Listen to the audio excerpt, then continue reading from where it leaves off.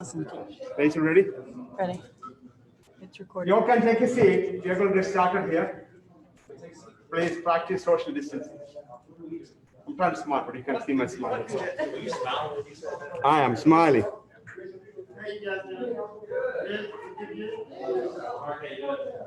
Okay, ready?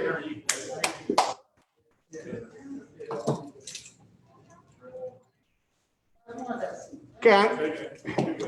Ready, Susan? Yes, sir. Rachel, ready? Yes, sir. Okay, now time is 7:07. I'm going to start the council meeting for today. First item, invocation. I'm going to invite Mayor Pro Tem Finch to lead the invocation, please. Let's pray. Father God, we give you thanks for this day. We give you thanks for our wonderful town. These men that we sworn in today, Lord, pray a special blessing upon them and their families, Father, as they continue and start their public service. Father, we continue to lift up our current situation with the virus. Lord, pray for those that are ill, that your healing hand would be upon them, and that a cure would be delivered to us soon. For all of our public safety workers that are out on the front lines, all of our nurses and doctors, Lord, continue to lift them up as they are on the front lines of this for us. Lord, pray a special blessing upon them.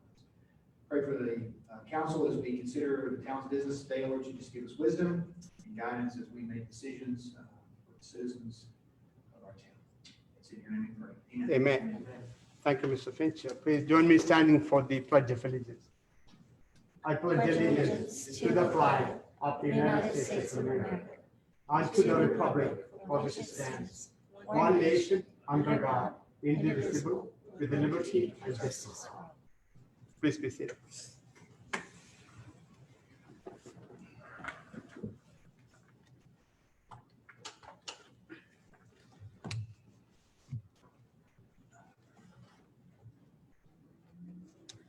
Good evening, council and members of the audience and staff. At this time, let me call to order the regular town council meeting of Town of Sunnyvale for Monday, May 11th. Now time is 7:09. With 7 of the 7 council members present, we have quorum. Moving on to the presentation at this time, certificates of election will be presented to Council Member Mr. Egan, place 3, and Council Member Mr. Eldridge, place 4. This is following the May 2nd, 2020 general election.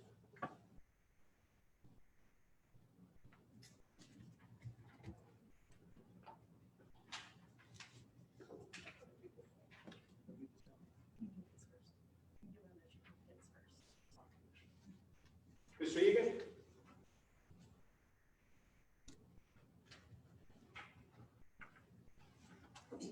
You're going to want the handshaking is right.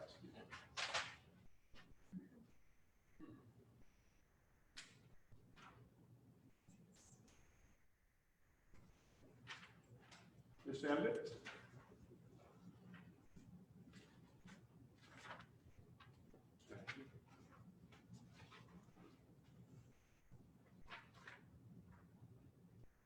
Congratulations, Mr. Egan and Mr. Martin. Thank you.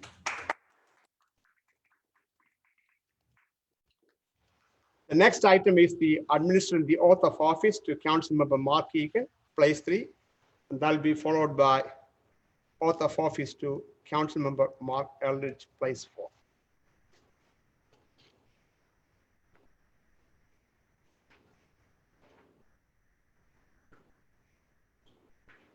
Steve, can you come forward, please? Okay. Please repeat after me.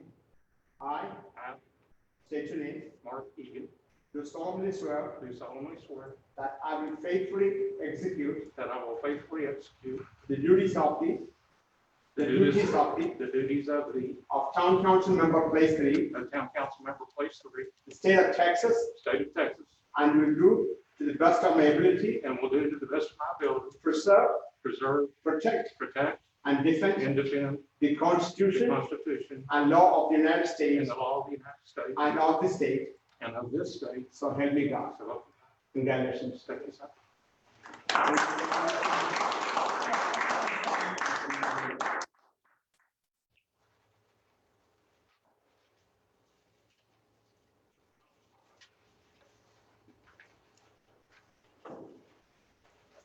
Mr. Elliott.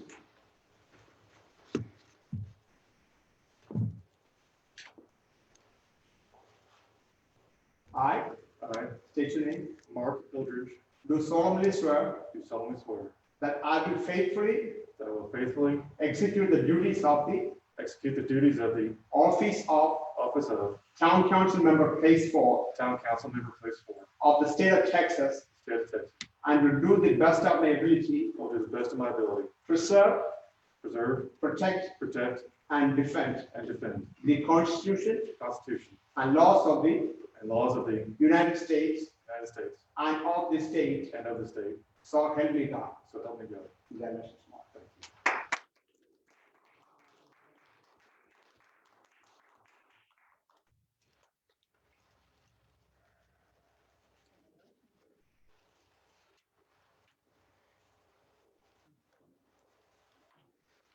So at this time, I am going to take a 15-minute recess. That way, Mark and family can enjoy the moment. And also those council members who would like to get back home and join through Zoom, you may do so. Or if you choose to be here in person, I just request that you social distance yourself and use your laptop to join the council session. Mr. Wade, thank you very much, sir.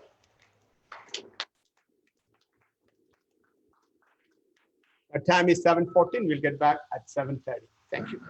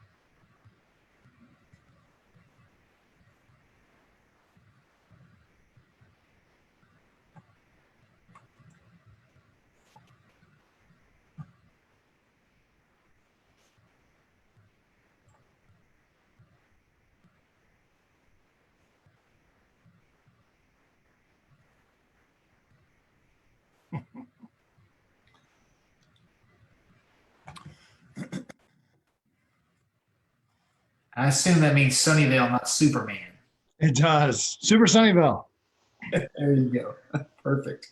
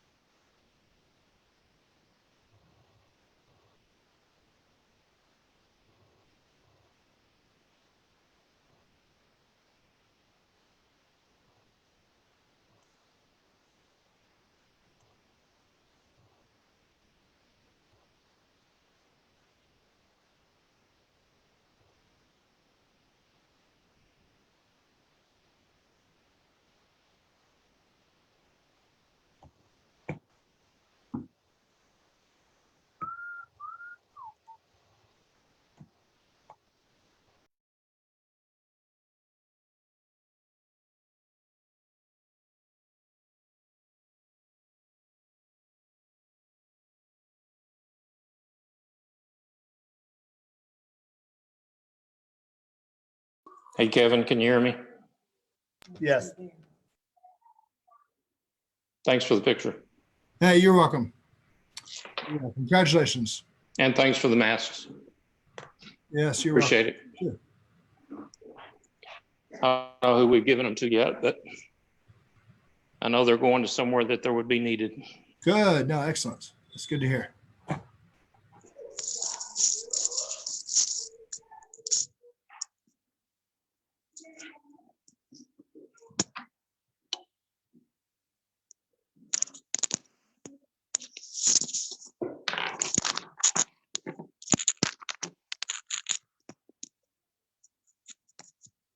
I was sitting there when you sent that original email, I'm going like, oh, so we went up to town hall and dropped them off because we do have a mailbox up there.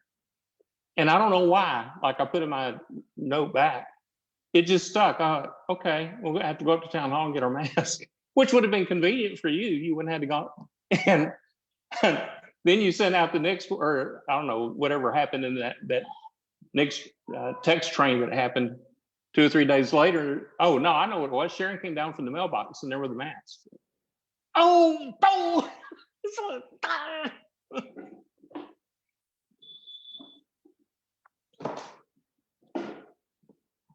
I lost you.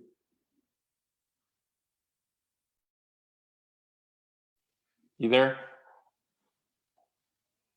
There we go. Yeah, no, I said I drove all the way up to Barnes Bridge for you. That, you know, that was a crosstown track. It was. Without, with the bridge still being out.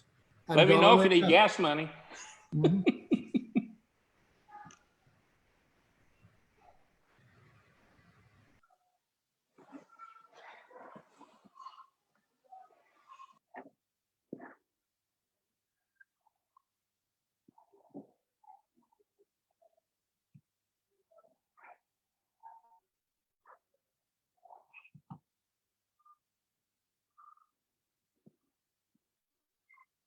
Hello, Brenda.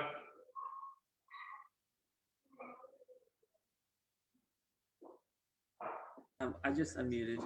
Okay. You can. Hi, Brenda. Oh, So are they gonna hear me here? Or are they gonna hear me here? We From should there. have, Huh? we're gonna get feedback, so turn off your Mine sound. is off. from that distance, Can you just turn off your sound so that you're not hearing it either? Yeah. Perfect. Okay, Mr. Freeman is on. Clark, Allen, Egan. Who are we missing? The new guy. New guy. He's still standing out in his driveway. I'm watching him. Is he?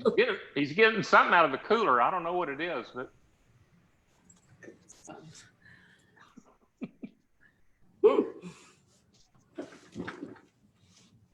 Mark, are you at your son-in-law's house? yeah, Spying on across the street. I like it. yeah. Hey, listen, y'all let me know if you yes, we're still- need me to whoop him upside the head, and Hey, I'll do it. Hey, council, just let you know, this is being recorded, so.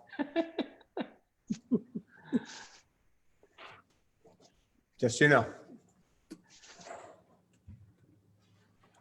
Well, like I said, Saji, I've been around here long enough that people know me well enough to know that, yeah, that's Mark. Personal,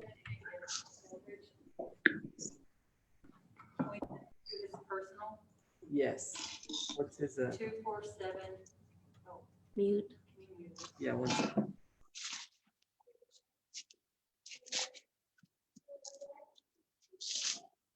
It was good to see everybody in person, although we didn't get to see you, Brenda. Agreed.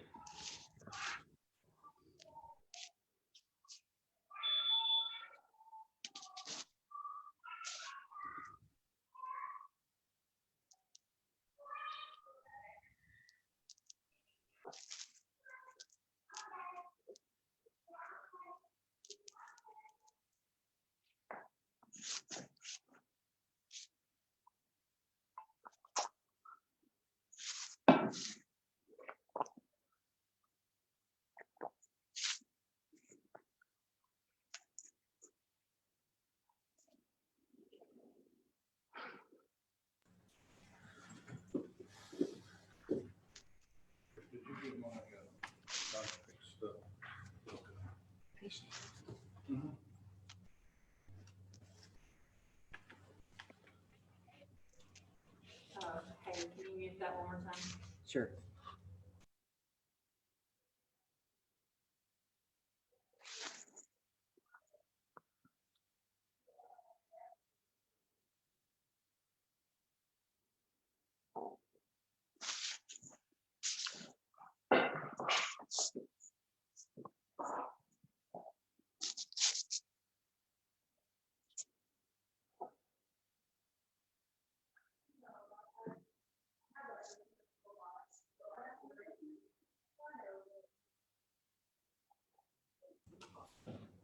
Unmute.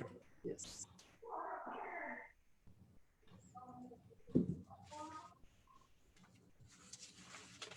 If you're not speaking, feel free to go on mute on your end.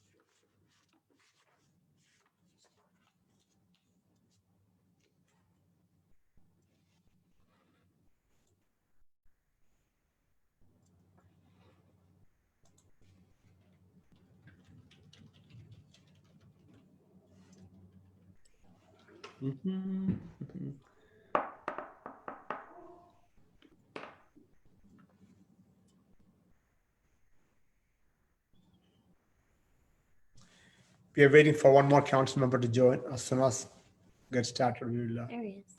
Right. Cool. Okay. Rachel, ready? You can turn this on.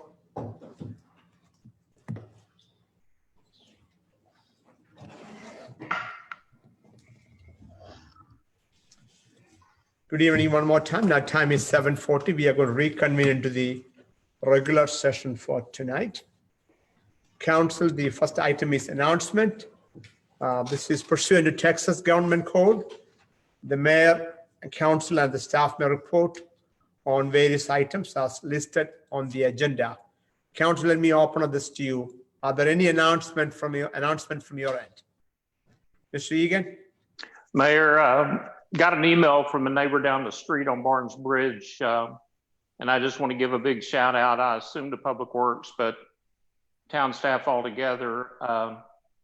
Apparently we'd had a lot of carpet and stuff. I believe that was the trash pile that was picked up. And he was very appreciative of the fact that somebody did go down and get the area cleaned up. It might have been a lot of old limbs and things like that got thrown out too.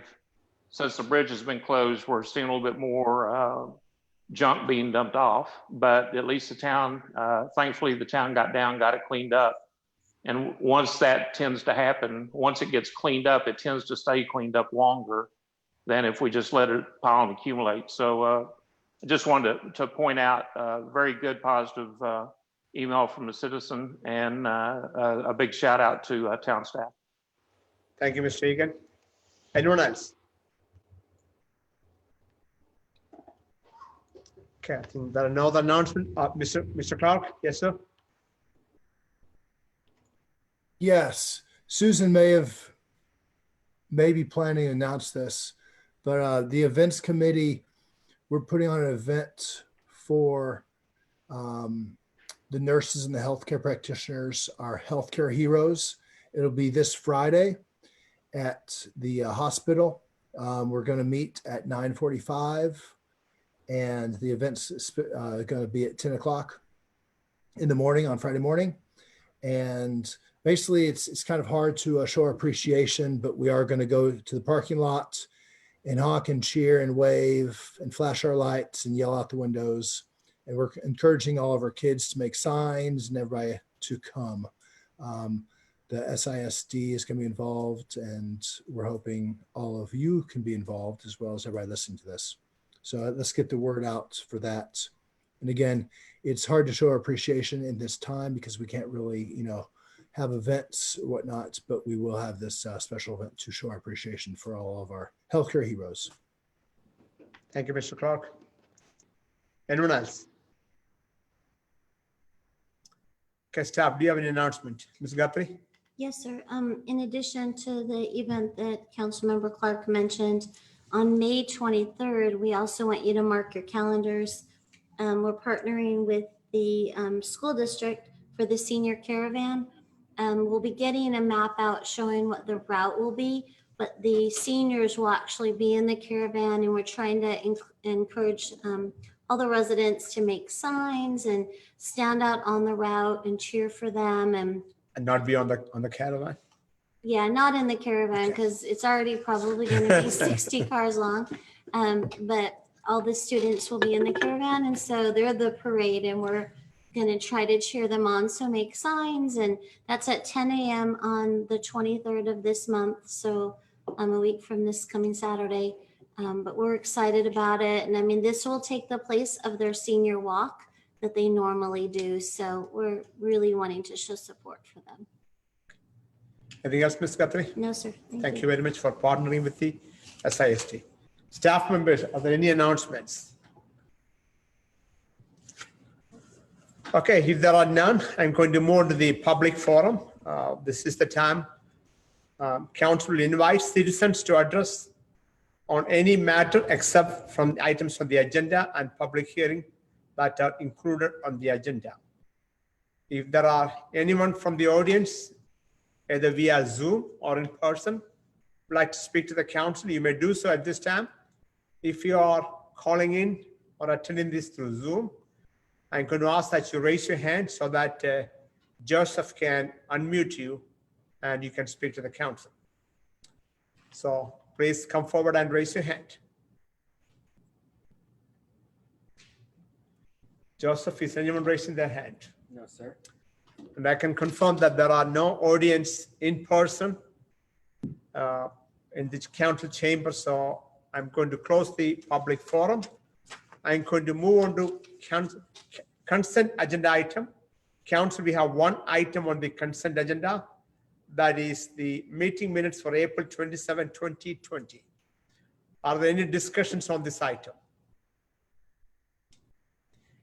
If there are none, I am going to call for a motion to approve consent agenda item 1 as presented. Motion to approve consent agenda item 1 as presented. Motion made by Mr. Freeman to approve consent agenda item 1 as presented. That's actually number 3. Okay, so I should say 3. Got it. Yeah. Yeah, that's consent agenda item number is listed as 3. Thank you, Mr. Randa. So Freeman, that'd be okay to make the change? To item number 3 as presented. Yeah, okay. Motion made by Mr. Freeman to approve consent agenda item 3 as presented. Is there a second? Second. Seconded by Mr. Allen. Are there additional discussions? All in favor signify. All opposed. Motion passed 7-0. Item number 4, discuss, consider, and act upon electing a council member to serve as mayor pro tem. Ms. Guthrie, you want to explain the position or you just go directly into it? Just go right into. Yeah, so council, I'm going to ask for nominations, and if there are more than one nomination, we will try to vote on each of them As they, in the order in which they're made. on the order in which is made. Thank you, Ms. Brenta. So I'm going to ask for nominations at this time. Mayor, I'd like to nominate Ryan Finch to serve as mayor pro tem again as a second term. There's a motion for, to nominate, or there's a nomination on Mayor, I'm sorry, Mr. Finch. Are there any additional recommendations or nominations?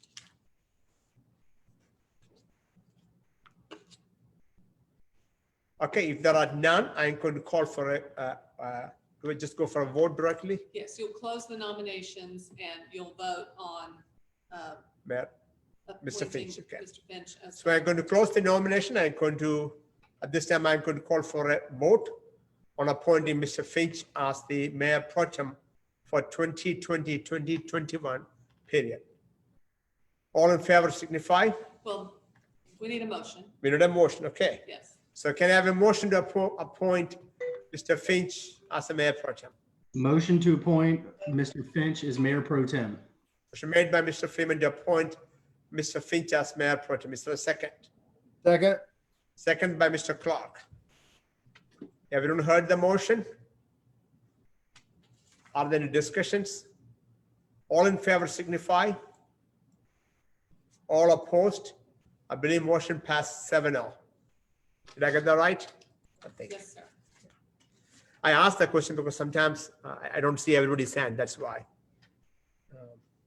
Moving on to item number 5, discuss, consider, and act upon the second reading of ordinance 20-09, an ordinance of the town council of the town of Sunnyvale, amending ordinance 19-22 that made appropriation for the support of the town of Sunnyvale for the fiscal year beginning October 1, 2019 and ending September 30th, 2020, and amending the annual budget of the town of Sunnyvale for the 2019-2020 fiscal year. I can call Ms. Hopkins or it could be Ms. Guthrie. It's Ms. Hopkins, and I think this is second reading. We do not put it on the consent though, since it's a budget item. That's right. So we just wanted an opportunity for Okay. public input if needed. That's right, Ms. Hopkins is on the line, right? Yes, ma'am. Hey, Ms. Hopkins, good evening, ma'am. Good evening, Mayor and Council. As Ms. Guthrie said, this is the second reading for this ordinance. This is a normal process for the town of Sunnyvale to do a mid-year budget review. And unless you have any questions, I'm here to answer any questions you might have. Are there any changes from the last time we discussed this topic? No, sir. Council, I'm going to open for public comments at this time. If anyone from the members of the audience would like to come and speak to the council on item number 5, please raise your hand. Joseph, is anyone raising their hand? There is no one raising their hand at this time. No one is coming forward, so I'm going to close the public comments. Council, are there any discussions or questions on this topic?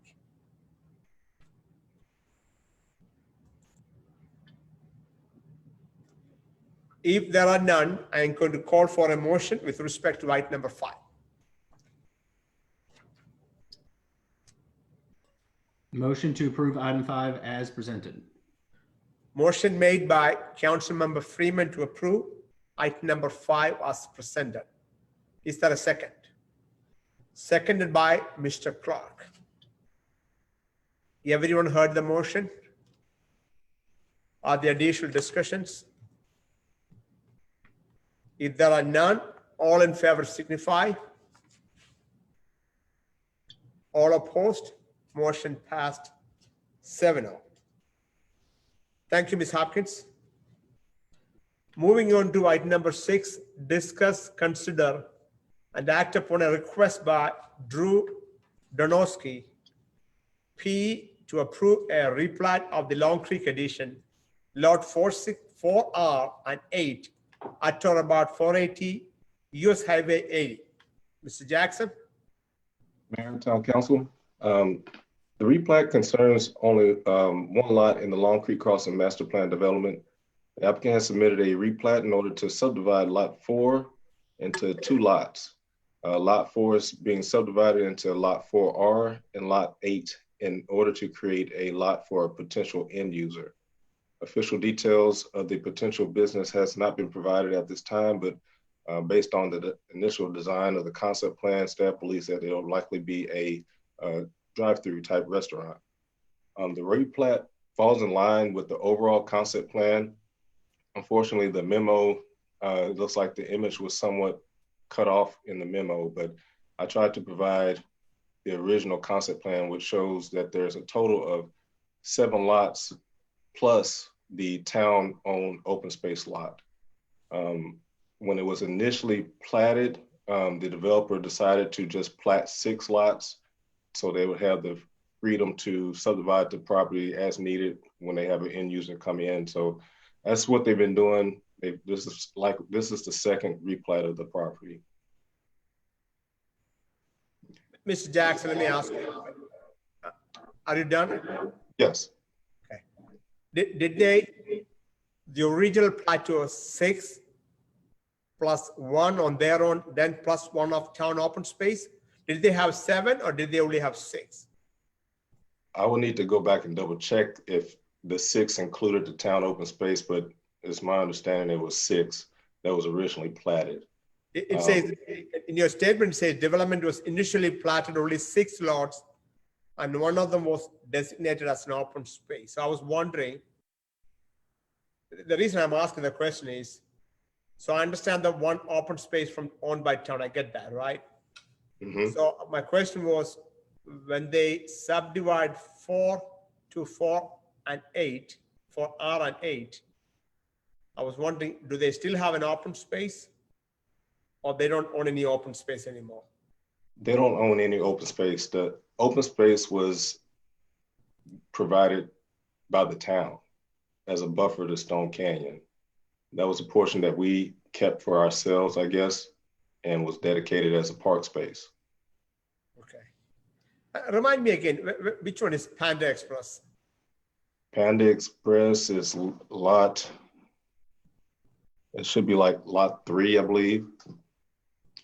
Okay, I just couldn't really figure out from the picture, okay. I don't believe that lot is shown on the plat itself that you're talking about. How about the medical building? The medical building is to the east. It's lot 5. Okay, so this is the one right next to it. Correct. Okay. Okay, thank you, Mr. Jackson. Council, are there any questions on this agenda item for staff?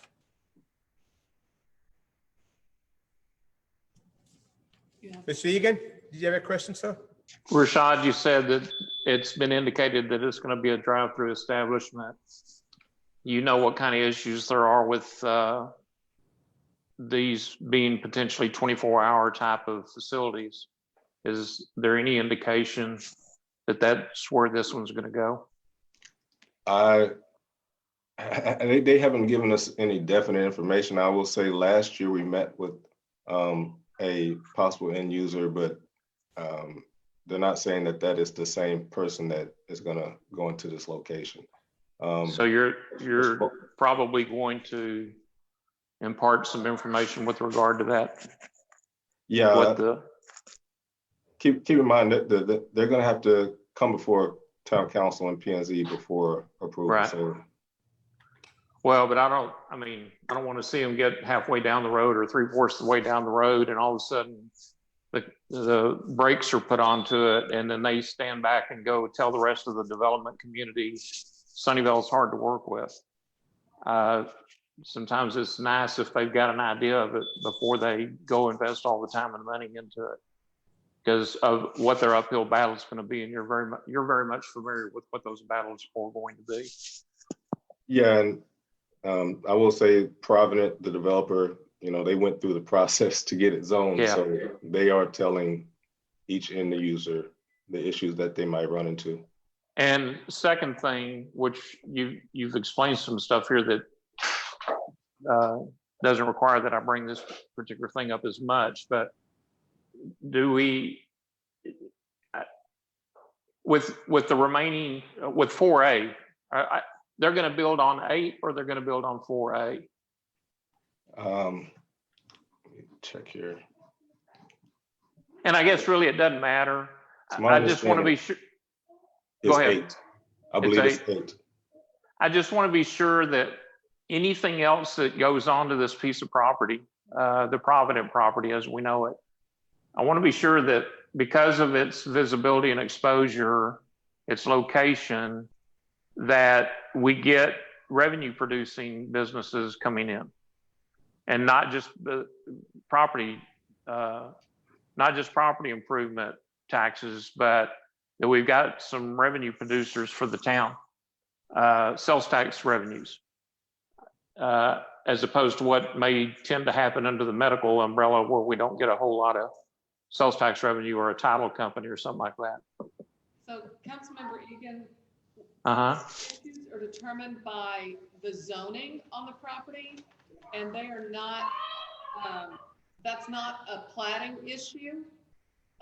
Certainly that's informational for the staff going forward, but at this point, it's not a part of this process. Understand. And thank you for that, Brenda. But again, it's just something to get out there for the eventuality as we go down the road. But I totally understand what you're talking about. Thanks. Thank you, Mr. Egan. Are there additional questions or discussions on this topic? Okay, if there are none, I'm going to open up for public comments. If there are anyone from the members of the audience who would like to speak to the council on item number 6, please come forward. If you are using Zoom, I ask that you raise your hand so that your name can be called to speak to the council. Joseph, is anyone raising their hand? There are no hands raised. No hands raised, so I'm going to close the public comments. Council, are there additional discussions at this time? If there are none, I'm going to call for a motion with respect to item number 6. Motion to approve item 6 as presented. Motion made by Mr. Mayor Pro Tem Finch to approve item number 6 as presented. Is there a second? Seconded by Mr. Allen. Everyone heard the motion? Are there additional discussions? If there are none, all in favor signify. All opposed? Motion passed 7-0. Moving on to item number 7, discuss, consider, and act upon a request by William Whitehurst to approve the Whitehurst 533 Larkin addition, a minor plat at or about 533 Larkin Road. Mr. Jackson? Mayor, Council, the applicant is the owner of undeveloped property located at 533 Larkin Road. The tract of land is approximately 15 acres in size and zoned SF4. The applicant is requesting approval of a minor plat to create 3 residential lots. Each lot will be approximately 5 acres in size. The lots will have direct access to Larkin Road via an access agreement from the city of Dallas. If you see the plat, the city of Dallas parcel abuts the subject property to the south. The parcel contains 2 water lines that provide water to the Dallas Water Utilities plant. Prior to submittal of the plat, staff asked that the applicant reach out to Dallas Water Utilities to receive an access agreement to be able to cross that parcel. An approval letter is included with the staff memo. With the note of approval, staff has no concerns regarding driveway construction, noting that the agreement allows for that. All other details have been addressed and the applicant is aware of the required public improvement comments from our Public Works Department and town engineering staff. Mr. Jackson, I have a question. On page 38 of the staff report, and that's really a report from the Dallas Water Utilities. It says, no fences, large trees, or landscaping is permitted within the DW's right of way. So the question about landscaping especially, I know all these houses require, especially since they are closer to the road, I know we have landscaping requirements, town has. I just want to make sure that our requirement does not conflict with the restrictions DW has placed on these 3 lots. Can you comment on that, please? Yes, no, keep in mind that the property in question, the Dallas Water Utilities property, is their property. The property that will be required to have landscaping will be the lots that's being platted. So the only thing that can be constructed on the Dallas Water Utilities property is the driveway itself. So they'll be required to maintain it. DW will still have to maintain those areas. Of course, I'm certain the property owners will have some onus in that as well because they have a driveway there. But the landscaping will be on the other side of the property line. And they shouldn't be placing any landscaping within the Dallas Water Utilities tract. Okay, so that means Sunnyvale can enforce and require the property owner to have the landscaping requirements for Sunnyvale. We can ask them to do that, correct? Yes, and it would just be a certain number of trees that are required. There wouldn't be anything along the property line there. Okay. Unless they wanted to place something there. Got it. And the agreement between DW and property owners is strictly between them, and town has no involvement or participation or liability in enforcements or any of those stuff, right? That's correct. Correct.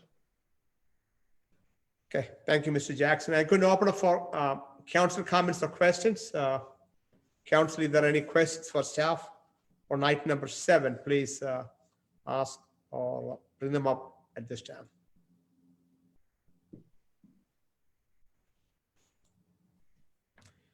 If there are none, I'm going to open up for public comments. If there is anyone from the members of the audience who would like to speak to the council on item number 7, please raise your hand. Joseph, is there anyone raising their hand? There are no hands raised. No hands raised. With that, I'm going to close the public comments. Council, are there any questions or discussions on item number 7?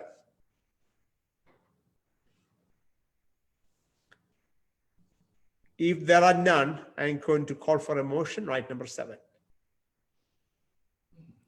Motion to approve item 7 as presented. Motion made by Mayor Pro Tem Finch to approve item number 7 as presented. I'll second, Mayor. Second by Councilmember Allen. Everyone heard the motion? Are there additional discussions? All in favor signify. Or opposed? Motion passed 7-0. Thank you. Moving on to item number 8. Discuss current garage orientation regulations for residential development, specifically a proposed amendment for J-Drive garage orientation regulations. Mr. Jackson? Mayor, Town Council. Town Council initially discussed this item earlier this year. At the meeting, it was determined that research was needed amongst the members to delve into this idea a little bit further. Staff was asked by our council member to reconvene this discussion. We currently allow J-Drive side entry and rear entry garages. There have been noted concerns with the J-Drive orientation, particularly when the home is constructed with 3-car garages. Staff has also been made aware of additional concerns with regard to the parking of cars in these driveways. The initial idea that was proposed was to add language in our Unified Development Ordinance that states an attached garage shall not extend more than 10 feet in front of or beyond the front elevation of a home. This would subsequently limit the idea of having a J-Drive garage. We proposed this idea to Miss Brenda McDonald, and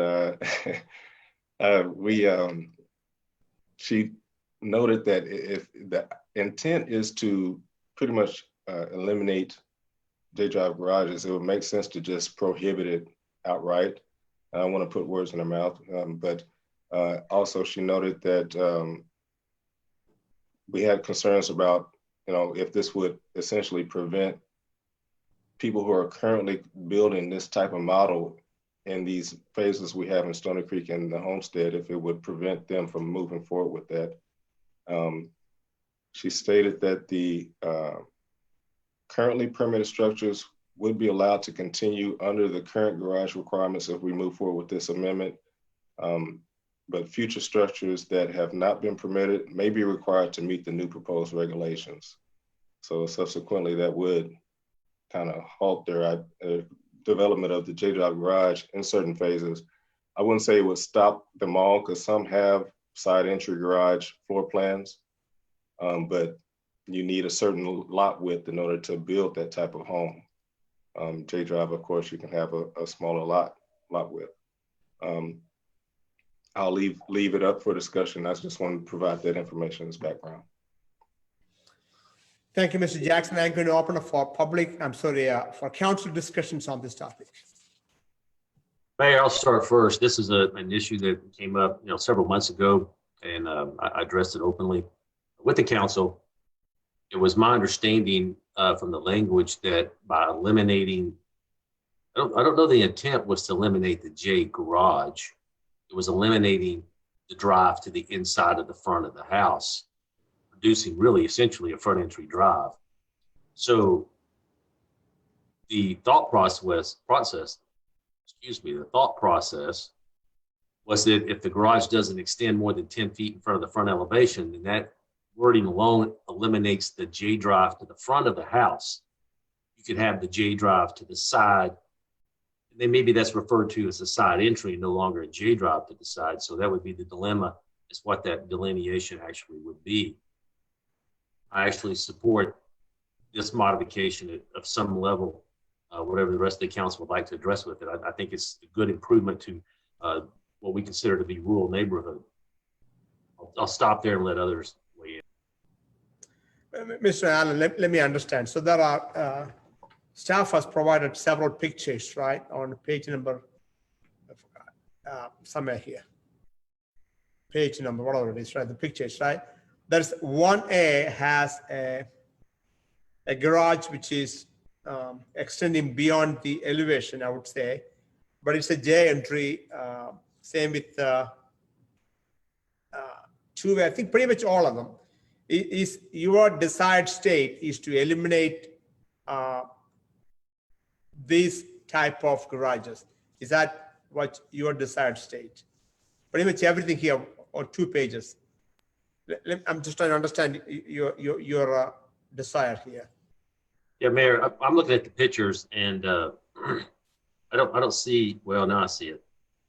The picture, and I apologize, my computer must be zoomed at a wrong level, or maybe not. 1B would be 1B, and I think probably 1A, even though 1A is cut off, probably 1A as well as, well, yeah, 2B. Those are the types, actually all those pictures are the types that this proposal would eliminate, that being the J to the front of the house. Yes, sir. That is, all these pictures I took were J drive, or you can call them J swing approach oriented garages. What I did on 1A and 1B is just to show the angle, shows the actual garage, and then I took a picture straight on.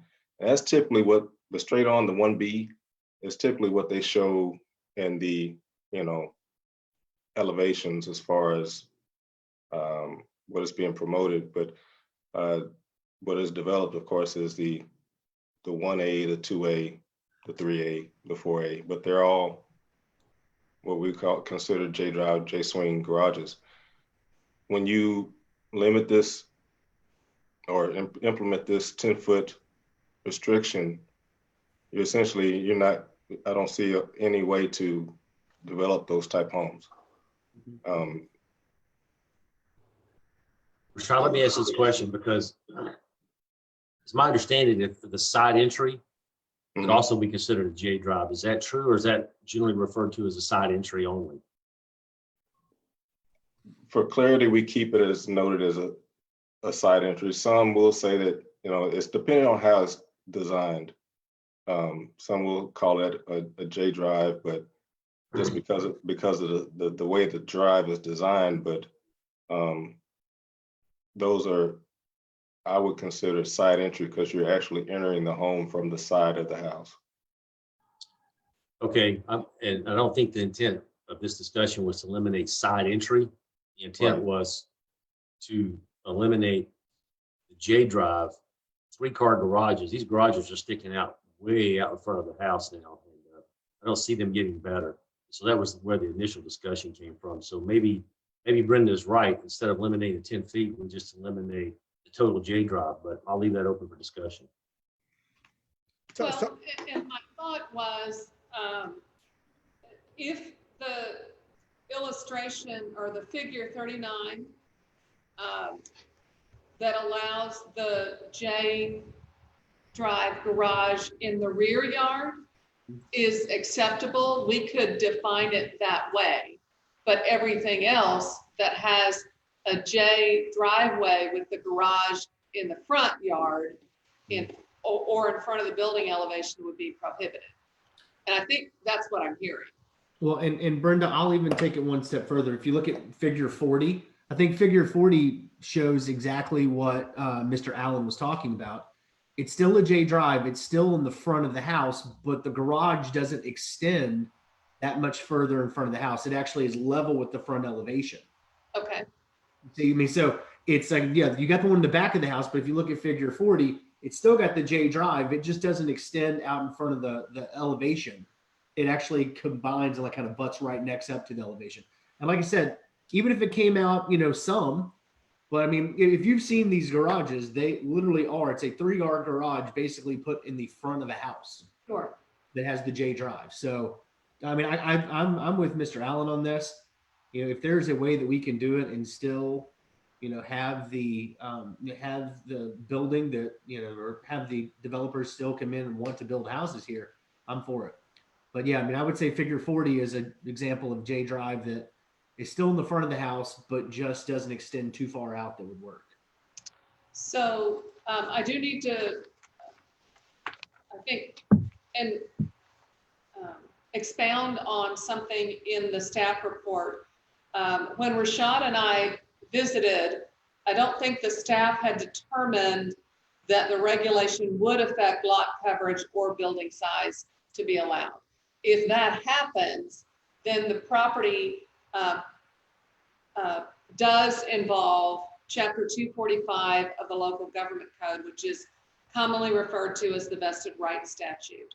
And under the vested rights statute, projects that are currently platted and subdivisions that are currently platted, unless they are dormant under the definitions of Chapter 245, would be allowed to continue with the J drive. It's properties that are platted after this action that would have to comply. I think most, if not all, developers agree that zoning alone is not the first in the series of permits that's contemplated by Chapter 245. It's what happens after zoning. And typically that is platting. And so if a property has been had a plat approved, preliminary or final, and it is not dormant as defined by the statute, then the residential properties within that plat would be allowed to be constructed with the regulations before you amend them. So basically what you're saying is everything that's already platted and is out there, no matter what we do, could still build a J drive. Unless it becomes dormant. And the definition in the statute for dormant is, give me 1 second.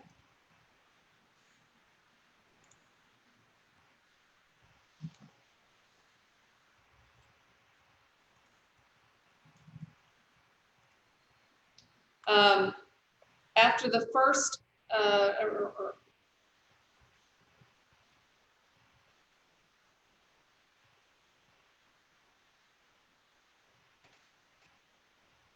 that places an expiration date of not less than 2 years on an individual permit if no progress has been made towards completion of the project. So if you have some old stale plats and they resurrect the development, you could apply the new rules to those. Brenda, correct me if I'm wrong, but I understood that regulation to kind of address permits, not so much plats. Because, I mean, if you have a developer that comes in, he develops the plat, he's not necessarily focused in on what the builder is going to be doing. So the home builder comes in after the fact and is subject to the development regulations that we have in place to build the home. So if you look at chapter 245, section 245.002B, it says all permits required for the project are considered to be a single series of permits. Preliminary plans and related subdivision plats, site plans, and all other development permits for land covered by the preliminary plans or subdivision plats are considered collectively to be one series of permits for a project. Okay. So it really says that at preliminary plat, the land use, zoning, and development regulations that are in place when the preliminary plat is approved, the properties have a right to continue under that regulation. What I think the development community doesn't understand is that the city can change its rules. Those properties just get to develop, and then they're considered non-conforming. And the question is, who wants to build a house that on day one is non-conforming? Because some lenders won't loan the money for it. So I think the statute states what it states. There's a practical reality involved when you're talking about vested rights. They have the right to finish the project under the rules in place when the preliminary plat is approved. But if you change the rules, they become non-conforming, just like any other change of rules. And so they have to decide then, because of the change, well, do we want to develop in a non-conforming manner, or is it better ultimately in the long run to construct a building that complies? How do they know the rules have changed? So I have to stop to inform them? Right. Well, we would inform them, and the title company will ask for a survey of completed improvements. But that's later, right? Yes, that's when they want to sell the lot. Well, when the builder wants to sell the lot to a buyer. But that's too late, right, in the game? Right, but the builder's going to enter into all these sale agreements, and they're going to fall through because the buyer's not going to be able to get traditional mortgage financing. Right. And that, I was worried, we had this discussion about, some of these neighborhoods where their entire marketing packages are put together. And I mean, I think Councilmember Freeman has been on my street quite a bit, and the majority of houses on my street have this layout with the J drive in front. And I just, I've been trying to fathom, okay, they've got, a limited number of models where it would comply with these new rules. Right. So, I mean, I just think that has to be part of the conversation about the investment that our current builders have with developing models, marketing materials, and But the flip side, if they build some house and they can sell it, all of a sudden there's a little bit of an issue. So we got, yes. if we make a change, I want to make sure that we provide them some coverage. Mhm. That's what I'm saying.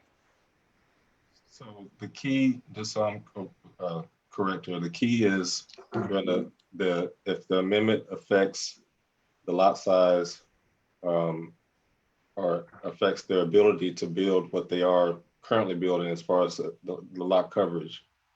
So something like fence regulations, of course, that wouldn't apply. I guess that's where I got confused, but. That's correct. Fence regulations are not, they would be an exception under chapter 245. And read through those exceptions when we talk. I can go through them now if you'd like, but there are that's okay. a number of exceptions. And fencing it would be one of them. Permit fee, you can raise your permit fees and they have to pay the new fee. There are a number of exceptions. Okay. Changes for public safety are an exception. Updates to technical codes are exceptions. There are a number of them. Well, we did note this as a concern because like you noted, most developers build and lay out their phases knowing which floor plans they can put on these specific lots. Right. And I will say that, the developer at the time, this was a concept plan amendment. If you look at the other phases in Stony Creek and the other phases in the Homestead, most of those have alleys. In the concept plan that was amended in 2015 for the Homestead and I think 2017 for Stony Creek, the alleys were removed. So essentially that called for these developers to only be able to do these type of entries. So I think we're kind of in a little situation. I don't think the change seems to be negative at all. I think the change, well, I got a couple of thoughts. First of all, when I look at the picture on 2B, that's a front entry drive to me. Driveway goes right up the middle of the yard. How it finishes off to a J or to straight in, we could discuss that. But the intent is to eliminate this view from our community. And if that's the intent, I'm okay with passing the ordinance and then allowing the builder to come back and say, hey, will you work with this? And let's take a look at what they have and let the staff, as they have direction to minimize this look. Can we make that happen somehow?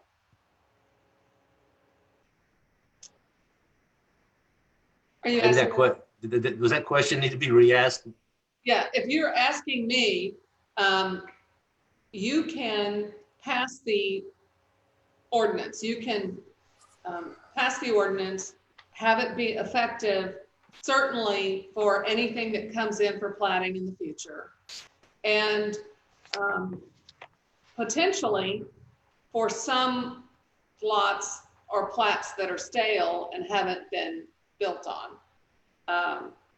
But for those that are platted, if the developer or the builder, has no other option, then I think they have some remedies available to them under your current ordinance, which would be to the Board of Adjustment. I support the change as well. I don't think those J drives are appealing. I think they are not something we had thought about or planned for. And I support this change that Rashad's suggesting in the ordinance. If it goes non-conforming, then I think it's how we move forward. So just for my clarity, right? So we don't allow front entry garages, correct, Rashad? Right. And if there is no alleyway, then right now the only option they have is the J drive or the side entry. Correct. Okay. Hey, kids, go in the other room, please. Kevin, we'll tell them also. Excellent. So since I have the floor, apparently. So I guess from staff's viewpoint, so I can provide direction, this amendment will be drafted, but as it's implemented, builders that come in after the fact, will we be requiring them to abide by this new amendment and they can just request a variance from that or try to comply? I think every case will be different. And I think I can work with staff. I don't want to say how it's going to happen Right. here. I think if there are no other options for them to develop in accordance with, a constitutionally protected right, that's the only time it would go to the Board of Adjustment. All Okay. other times, they would be able to modify their building plans to comply. Okay, that's normal. So Hardship I have a must be. question for you, my friend. But for clarity, I'm not sure if somebody was talking before, I apologize, but for clarity, if they decide to build against the ordinance, they would be non-conforming. That's correct. Okay. And they So it would kind have of to puts get- them in a position to work through the situation with us. That's correct. And they would have to get a variance. Or some other agreement with the city. And again, if you all want the change, I would say change it and let's work through with the staff the implementation of that. Without causing too much hardship for the developer. Oh, I think my definition of hardship and the developer's definition of hardship are going to be two very different things. Yeah. Rashad, I have a question for you. This comes down to basically the same reason with the no front entry drives, the same reason with these J drives. It's a lot width issue. Right. Right now, with the width of lots that we currently require them to have, do they have options other than J drives? Without knowing each specific lot, it's really based on the size of the lot. I will say these specific phases that have used this floor plan orientation quite a bit, they have smaller lots. Now, they could, and they probably could have been designed with the side entry type J drive if the alleys would have remained. Now, they asked to remove those alleys, and that was granted during the previous platting process. Hey, Rashad, the developer asked to move those alleys, remove those? Yes, in order to, it was kind of a trade-off. By removing the alleys, they were able to make the lots bigger. So I think council felt like that was an advantage. And if you consider the maintenance of maintaining that alley, it may have been perceived as an advantage, but you also, there's pros and cons to every decision. Right. Okay. Right now, they know what models they've already developed. They have all the architecture done, all the drawings, and they know which ones fit on which lots. So when you pick a lot, here's the 4 that will fit on that lot.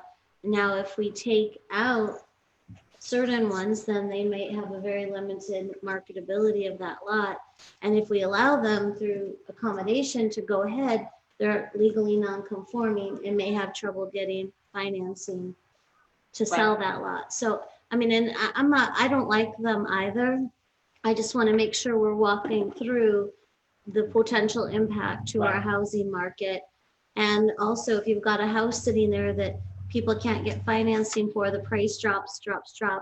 And some of you have, we've had a conversation about keeping our price points. So I just want to make sure all those angles are on the table. I'm not advocating for J drives because I don't like them either, but it's for me, it's more of about when does this come into play? Right. And I know I had asked, could we make it not non-conforming, but you can't have a law that only applies to new business, not to old existing things. I mean, there is that provision, but they're non-conforming, right? You could make it applicable to lots platted after the effective date of the ordinance. See, that might then, I mean, although that would still allow them, it kind of mitigates some of the issue with having them non-conforming and impacting the financing. Right. Okay, Mr. Egan? Mr. Egan, you have a comment, sir? Well, I had a few. I think it's a good dialogue. When we moved here many years ago, the best of my knowledge, the ordinances that were in place at that time did not allow, they allowed a J driveway. My house is built with a J driveway, but the front wall of the garage is not in front of the front building line of the residence. And many, many houses built in that time were built that way. I don't know when the change got made, probably in order to get some higher density developments into the town, such as Stony Creek or Stone Canyon. But I go back to figure 39 and figure 40, which we've all been talking about on page 41. Those are acceptable techniques if you're going to have a J drive. And again, my house is a J drive. And we all, or at least a lot of us that drive down Tripp Road all the time, know of one house in particular that has 5 garages on the western end of Tripp, not the eastern end. That's got 5 or 6 garages. One of them's a nose in. The other ones are there's 4 doors, I believe they're J drives that you drive into. And that was built, it was in the Harris 2 edition. It was built back in the 80s. But one of the things that that technique caused to happen is it caused trying to fit what Mr. Allen said in his initial dialogue. And that was, it helped create that rural feel. You didn't see people working on their cars. And sadly, I'm a person who works on my car out in the driveway. But at least when people do that, it's behind the house, or at least it's beside the house, and as opposed to being in front of the house. When you go down to figure 41 on page 42, actually, yeah, there's 2 drawings in figure 41 on page 42. And neither one of those, in fact, Rashad and I had this conversation about 6 months ago, because I didn't realize that it had gotten changed, that the front wall of the garage could be in front of the front building line, effectively of the living space of the residence. That the front wall of the garage always had to be behind the front wall of the residence, and that would be the wall that defines the living area, not an entryway or something like that, but actually the living area. So I think we're all on the same page here. Now I understand, and I totally agree with where Brenda's coming from and where Rashad's talked about. Well, what do we do about the lots that are on the ground? Well, if they've already been approved and permitted, yeah. If they've already been platted, and as long as they haven't been allowed to go dormant in terms of the development going forward, then they still fall under the umbrella of what the codes were at the time that all that was put together. But if they've let it fall dormant, short of the fact that the developer put in water meters and sewer line connections and gas line connections, if they've got gas, and electrical that won't allow them to go in and widen the lot up, which when you go to the J lots that are described in figures 39 and 40, when you go to that type of a J lot, although the one on the right hand, well, the one on the figure 40 is kind of what my house is. But when you go to those and they've when the J drive with the garages that extended out the front, which is what Member Allen is trying to prevent, and I agree with, when you go to that type of lot, then the lot gets narrower. And to go back and reconfigure the lots after they've been platted, but everything's gone dormant in terms of the development, it becomes a real problem to try to regain, because now you got to start cutting up plats. And now all of a sudden the utility connections don't work. So to me, and this kind of goes, I believe, to what Brenda was talking about, if it's been platted, then it was platted under a particular design guideline. It's one that I don't like. I never did like it. And I wasn't a part of what was going on in this town at the time that was allowed to happen. But now that I see what's been allowed to happen, I think we need to gain that control back. We still got a lot of property in this town that has yet to be platted yet. And I'd rather go ahead and get this on the ground so that we don't see it on future developments that come through. And if they got a plat that's on the ground and they're working it, maybe it does become a bit of a hardship for them. And maybe we say, look, you know, okay, but we don't want anything new coming on the ground that allows it. And that's the end of my dialogue. Thank you, Mayor. I recommend, if we're going to address it from the planning standpoint, noting the Texas Local Government Code, that the regulation be limited to a specific, we started at, let's say, July 1st. The reason why I say that is because we have plats in the queue now for these phases. Now, Stony Creek is essentially the phases that you're aware of, Mr. Allen, phase 2E and 2F, the ones developed without alleys. Those are not dormant. They're steadily moving forward, being finalized. I have received, I'm aware of a preliminary plat that's coming for the Homestead phase 3B, which is the last phase there on the back side of the M Streets.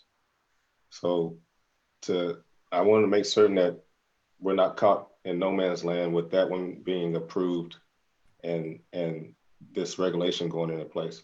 So chapter 5 tells us that when a completed application is received, that's the date on which the regulations in effect become fixed. Okay. So the fact that they're in process with their applications would protect them under chapter 245. Okay.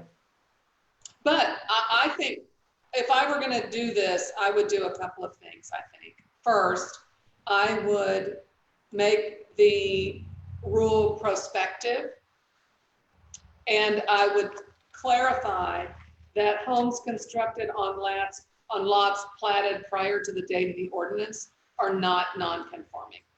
So that doesn't put the homeowners in a bad situation. Good. Brenda, could you define when you say platted, just to be sure we're all on the same page with platted, could you define exactly what you're referring to? I'm talking about a preliminary plat. So that would include everybody in all those lots. Stony Creek? Yes. And in Homestead. Unless those preliminary plats become dormant, yes. And could you clarify the dormancy of that again, please? Certainly. It is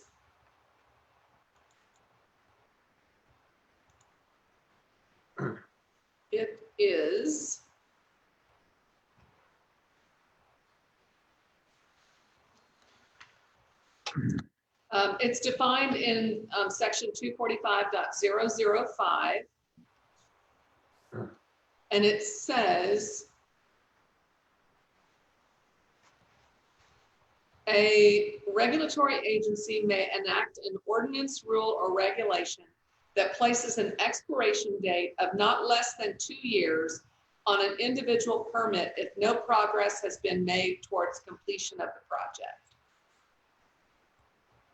So from the time the plat was done, 2 years is what we're looking at. Yes, and you could adopt an ordinance that says that. And my guess is it probably is in your updated UDO, or it should have been. Yeah, I'll be honest, I'd like to take our chance on passing this ordinance. I think what Rashad said, July the 1st, and it's effective then. And then we work with anybody else that comes up, because 2 years is a long time for a lot of those lots to be continued to build to look like what we don't want. Well, I think what she's saying is, even if we approve this, they still have the vested right to continue to build the way they're building. That's But they'd be correct. non-conforming.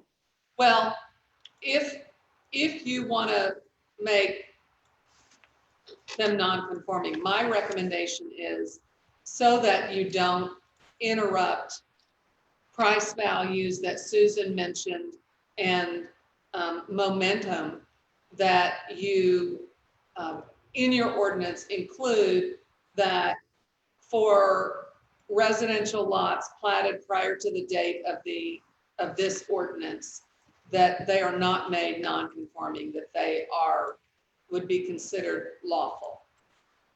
I would agree with that. I actually don't understand where we're at on that. What we've done is put an ordinance in to stop something that's not what anybody, I think, intended it to be. Yeah, we have what, 300 homes out there that could end up like this? Well, I will tell you, I believe the developers intended it to be at the time that they came through the platting process. Oh, And I'm sure. There's no doubt there's a misunderstanding of what somebody thought in our town, because here we are today building driveways right down the middle of the front yard. I guarantee you, to Mark's point, we have homes that have been here for a while and you really don't notice them until you start looking at them. The ones on Trip Road, there's several that are like that. Now that Mark mentioned that his is like that, these were bigger lots. And now we got smaller lots with the driveway going right down the middle. It seems to me like we changed the ordinance. Builder ought to be able to come back in and somehow work with us to say, hey, would this be acceptable? Maybe we go back to like 40 and say, okay, we can do that. I think there has to be a negotiation point in here somewhere if the ordinance is changed. well, but you're also going to make non-conforming those houses that were constructed with J drives that are actually in existence. So Susan's house would become non-conforming. Okay, so I don't think the intent's to make an existing house or even one under construction non-conforming. I don't think that's the intent. It is what it is. But I think if this gets Well, done and passed, unless July it's in the ordinance, they would be non-conforming. okay, so how do we make this effective on, to use Rashad's date, July the 1st? Anything that's built after July the 1st has to be conforming or varianced or negotiated with the town somehow.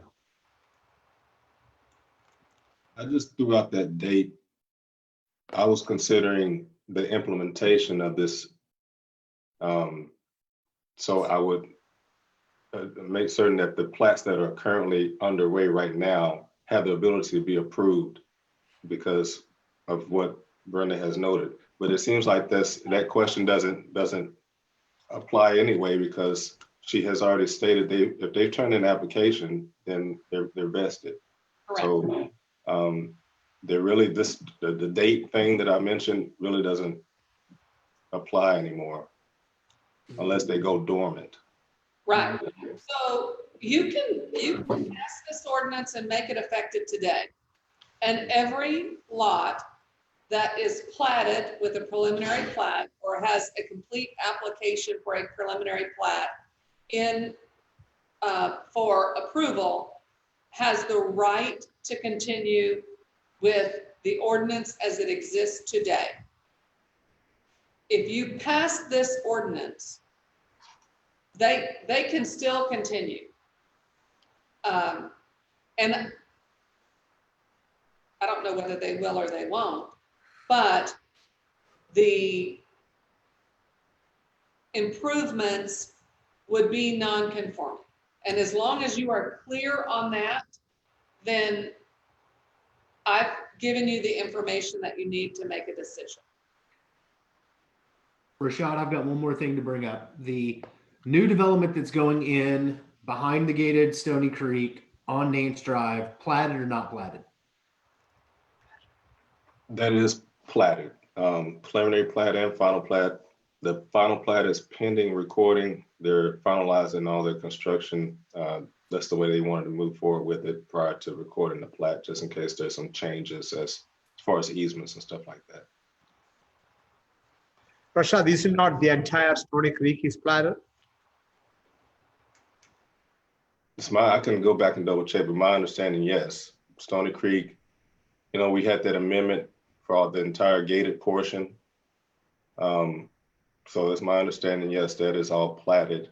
The only thing that's pending is the final plat.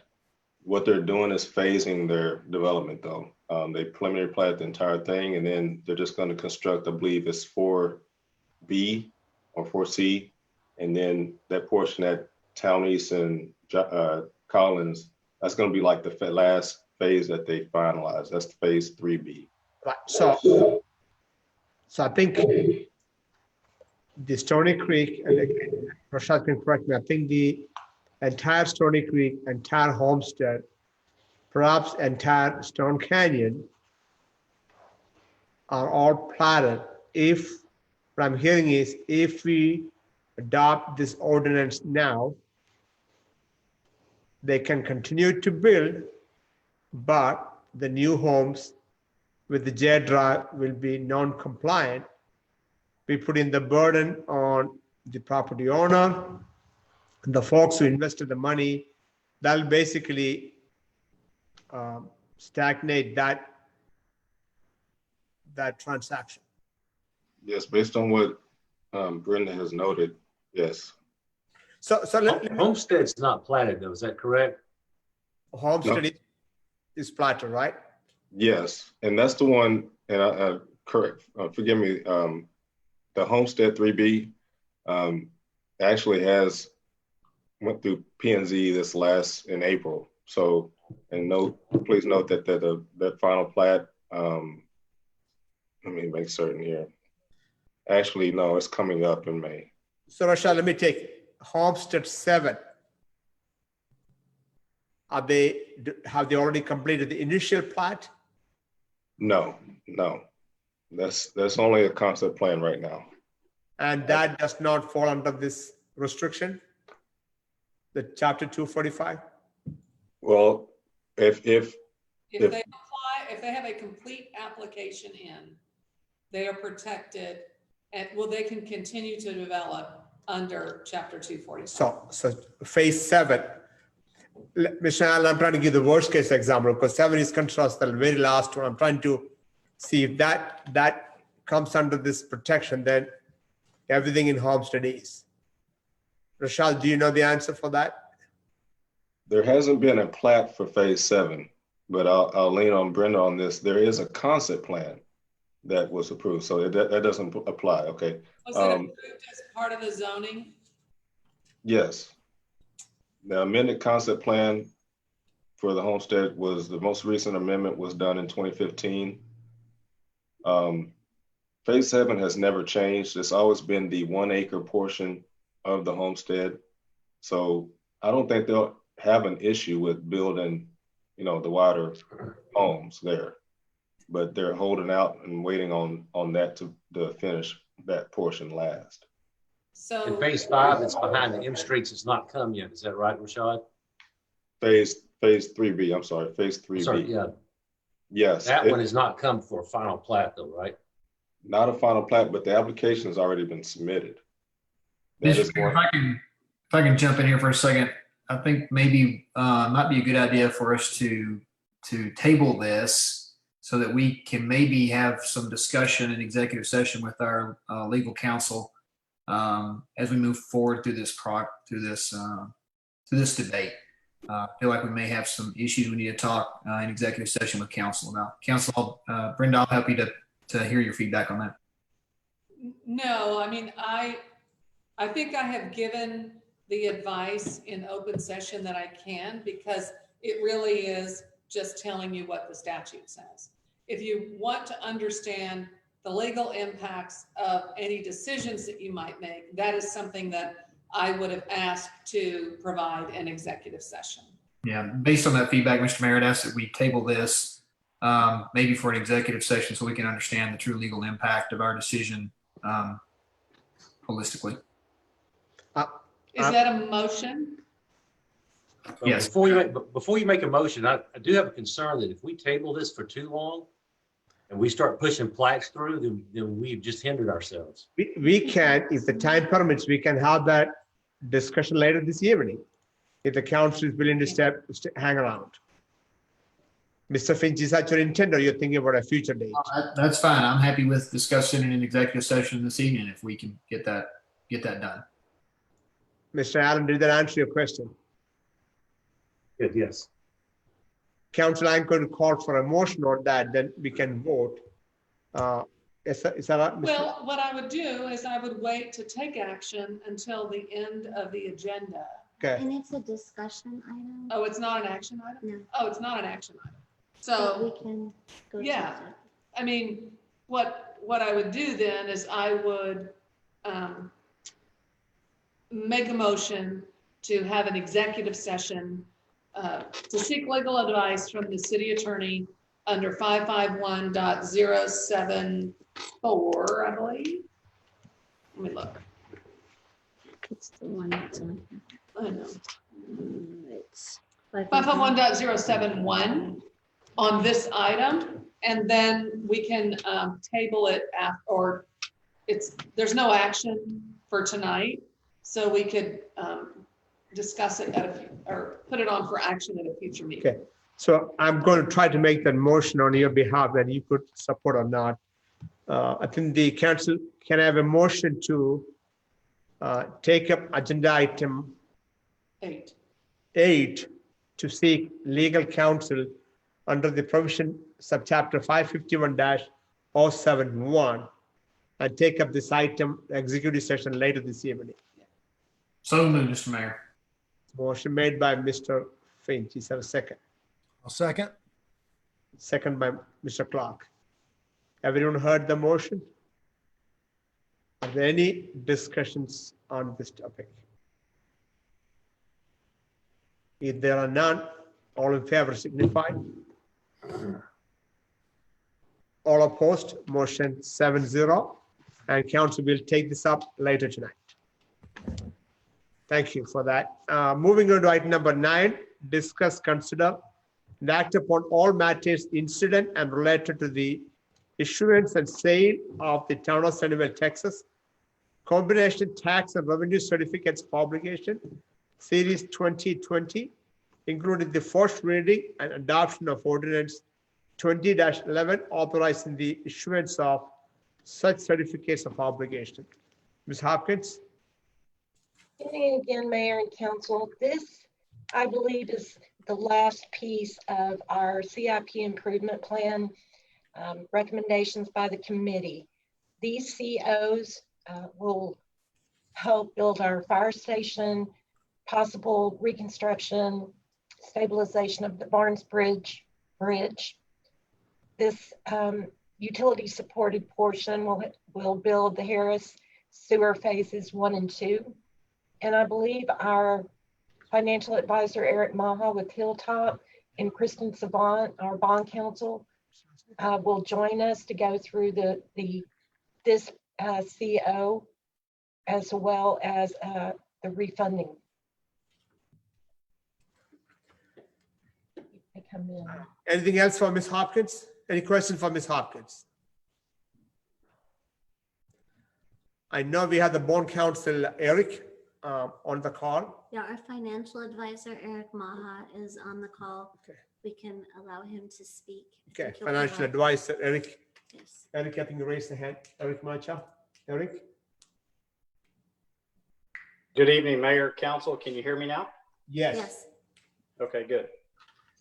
Well, as mentioned, Eric Maha with Hilltop Securities. The item before you tonight is an ordinance to improve sale of the certificates of obligation. And then the next agenda item is another ordinance to approve sale of refunding bonds. And we have a packet of information I believe each of you may have in front of you. And I thought we'd go through the packet of information. Any questions along the way, please feel free to stop. On the cover page, if everybody has access to that pack. And before I begin, I wanted to mention Miss Kristen Savant with Norton Rose Fulbright, who is a bond counsel to the town, I believe is also on the line if there are any legal related questions to the actual ordinance itself. But on the financial side, wanted to point out a few things on the cover page. Prior to sale of the certificates and the refunding bonds, the town went back through the bond rating process. And you may recall from December, not too long ago, the town went through that process. The town's rating was affirmed at the AA level. So no changes to this town's bond rating as part of this process. So the town remains at the AA level. The next few pages in the packet, pages 2 through 5, are excerpts from a preliminary offering document that was prepared, a packet of information on the town that was used by the underwriter, in this case, Raymond James, who used that packet to solicit interest on the bonds and certificates. And all orders were due today at 10:30 this morning for investors willing to purchase these certificates and the bonds at the stated prices. And I realize it's hard to read, but on page 6 in the packet, if you have page 6 in front of you, page 6 is a summary of the orders that were received this morning. And again, it's hard to read, but you'll notice there's a black line in each maturity. And then the blue bars show the number of orders for those maturities. And anytime the blue bar is above the black line, that indicates that there were more orders than bonds available, which is a good sign. It means that there's good demand for the bonds and the certificates. And actually, in the 2031 through 2040 maturities or principal amounts, due to the good demand this morning, the underwriter was able to actually lower the interest rates throughout the morning on those certificates and bonds. So we have some more information on the rates themselves in the packet, but I did want to point out there was good demand this morning in the municipal bond market. I know that was part of the discussion the last time we talked back in March. You know, we're right in the middle of the uncertainty, and you know, the question was, well, what will things look like May the 11th? And this shows us that the market has stabilized and there's good demand. Page 8, if you can turn to page 8. Page 8 is a broad overview of the financing plan in general. And I know council has seen renditions of this in the past. I can quickly walk through the assumptions. Column B, those are the projected taxable values used in the analysis. Column D would be the town's existing debt. And column F, that's actually the next agenda item. As part of this process, we had identified that the town had some existing bonds that were eligible to be refinanced or refunded. And we took advantage of that this morning as well. As I mentioned, that would be the next agenda item. And based on the pricing this morning, column F shows the savings each year that would be attributable to refinancing or refunding some existing town debt. So in total, about $222,000 in savings in column F are built into the tax model. And we have a section in the packet later on that I can talk through that in more detail. Then columns I, J, and K are the payments on the certificates of obligation based on the final interest rates achieved today. And keep in mind, this is just the tax supported portion.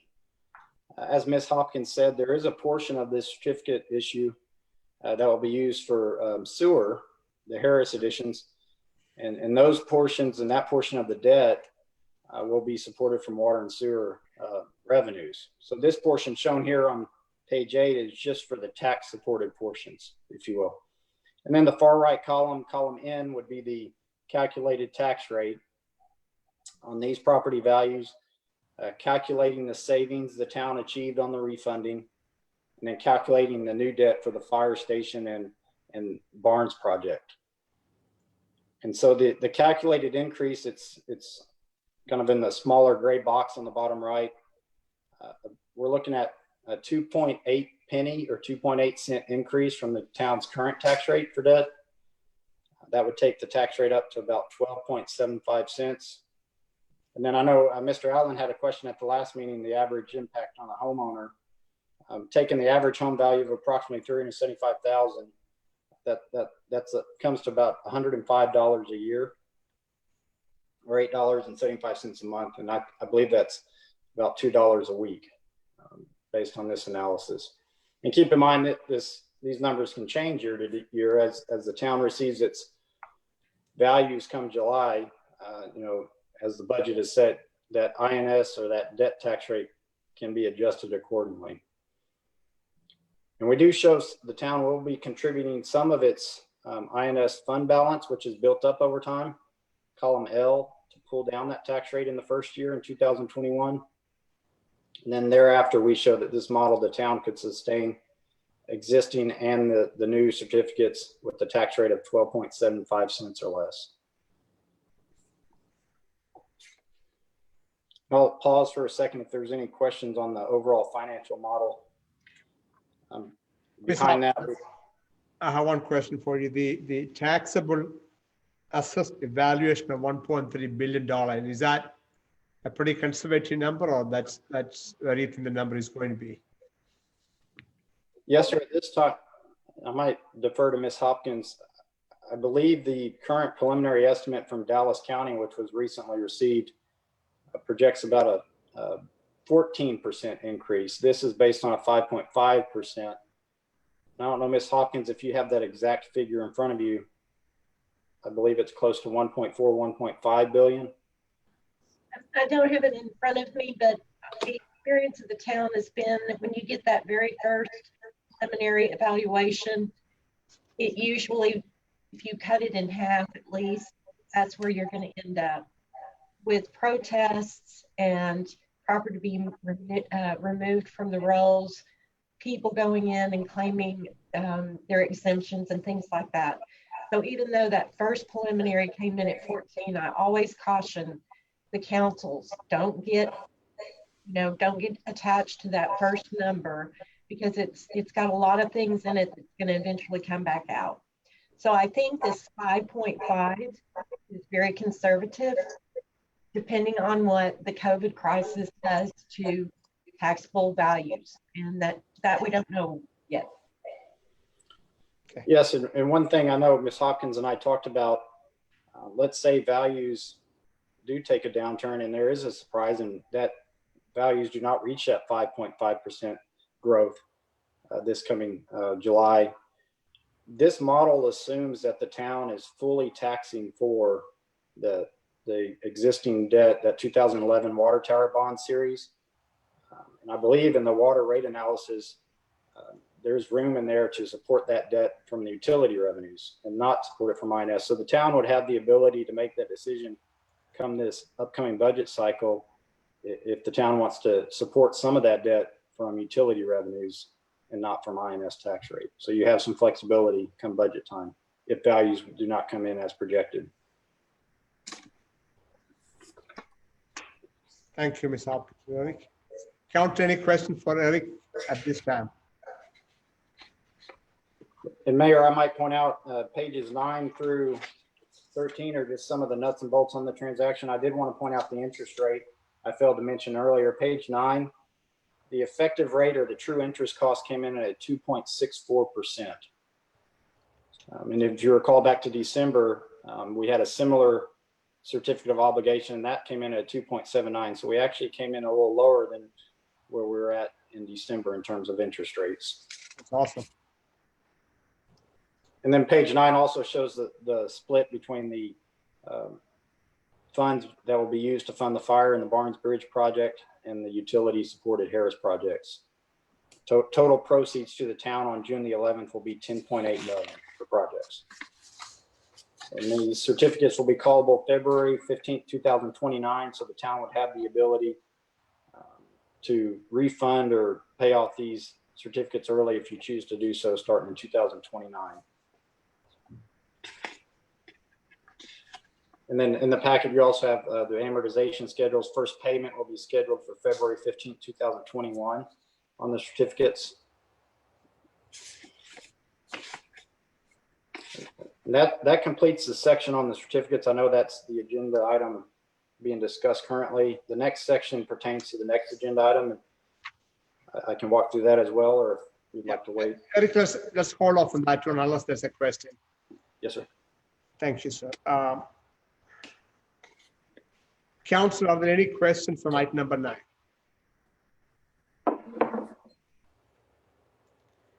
If there are none, I'm going to ask Mr. Egan, you have a comment, sir? Mayor, again, I just want to make it clear in my understanding that we are including for the armoring of Barnes Bridge in this CO so that we have the money available to us if we elect to do the armoring of Barnes Bridge. In other words, we don't have to take this money. This is just, we're preparing for it until we really know what the true costs are of doing the armoring and what impact that's going to have.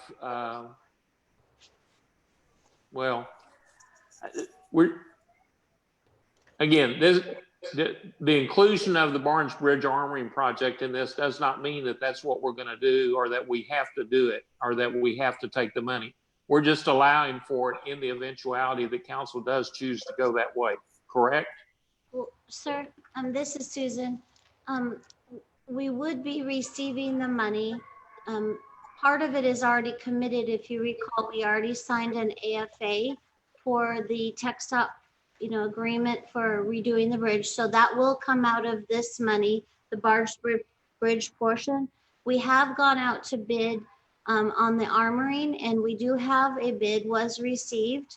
Lyle is still working through that bid to see, there were some things that we still needed to dot some I's and cross some T's. So likely that will come to you at your next meeting. And at that meeting, you can vote whether to move forward with that or not.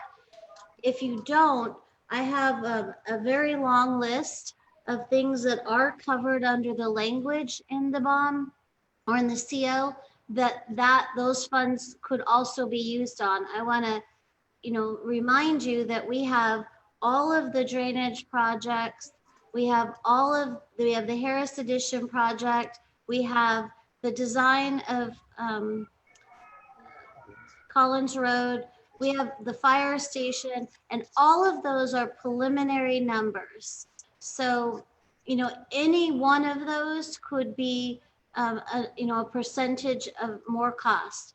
For example, I think I've pointed out in some of my communications that depending on what site you choose for the fire station, could be a $300,000 to $500,000 swing based upon the site you pick. So right there's a portion of that money that could be used up. So I just, we debated quite a bit about whether to put it in or not put it in, since we weren't 100% sure.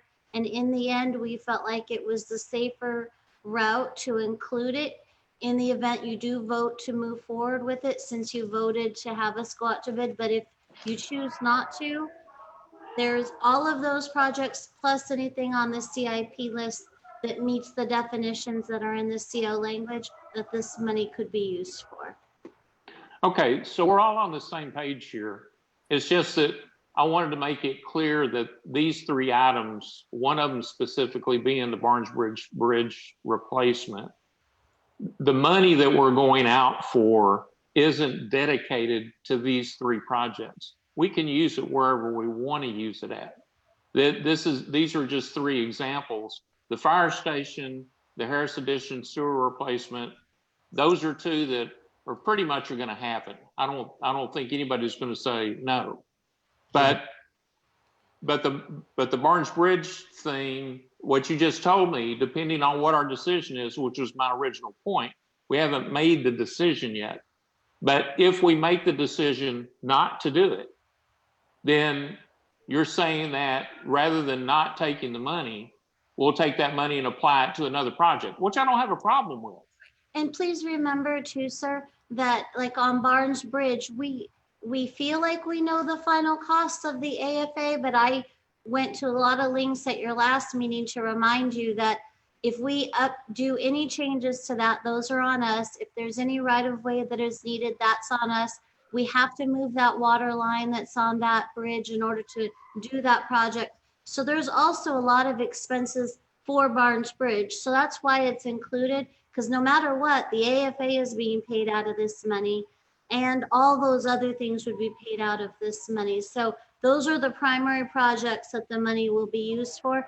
But there is language in there that allows for, if there's money left over, for it to be used for very specific other uses. And that's fine. It's just that if somebody had not been a part of this conversation and they pulled up the agenda, they would be thinking that part of this money was going to one of these three or all three of these projects. It's not clear in the reading of the documentation that we have here that we have a purpose for going to get this money.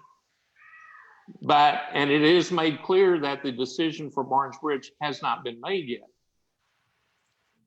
My original question is if we decide not to do it, do we still get the money? And you've just said yes. But we've got other projects that we can apply that money to. But all three of these projects should be done with this money.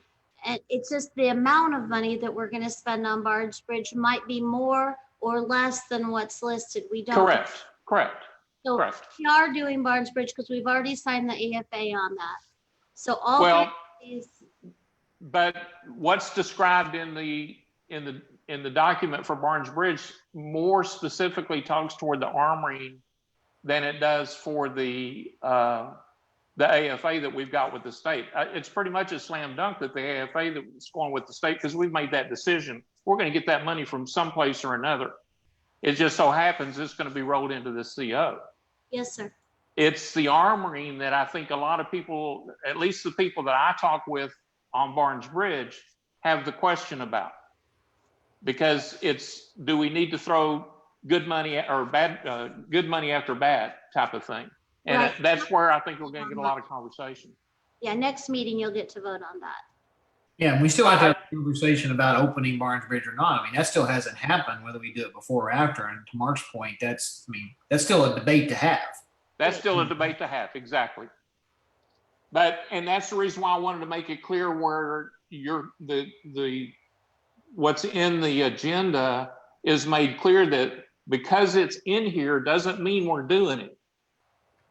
At least in terms of the armoring, because we haven't made that decision yet. Okay.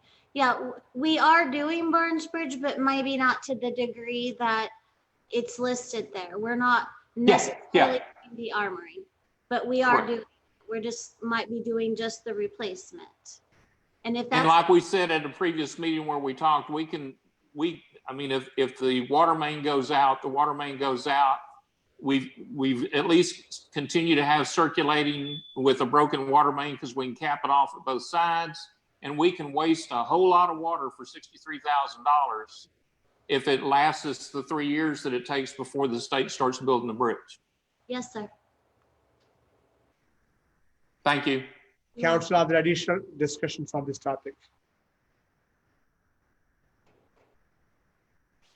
If there are none, I'm going to call for public comments.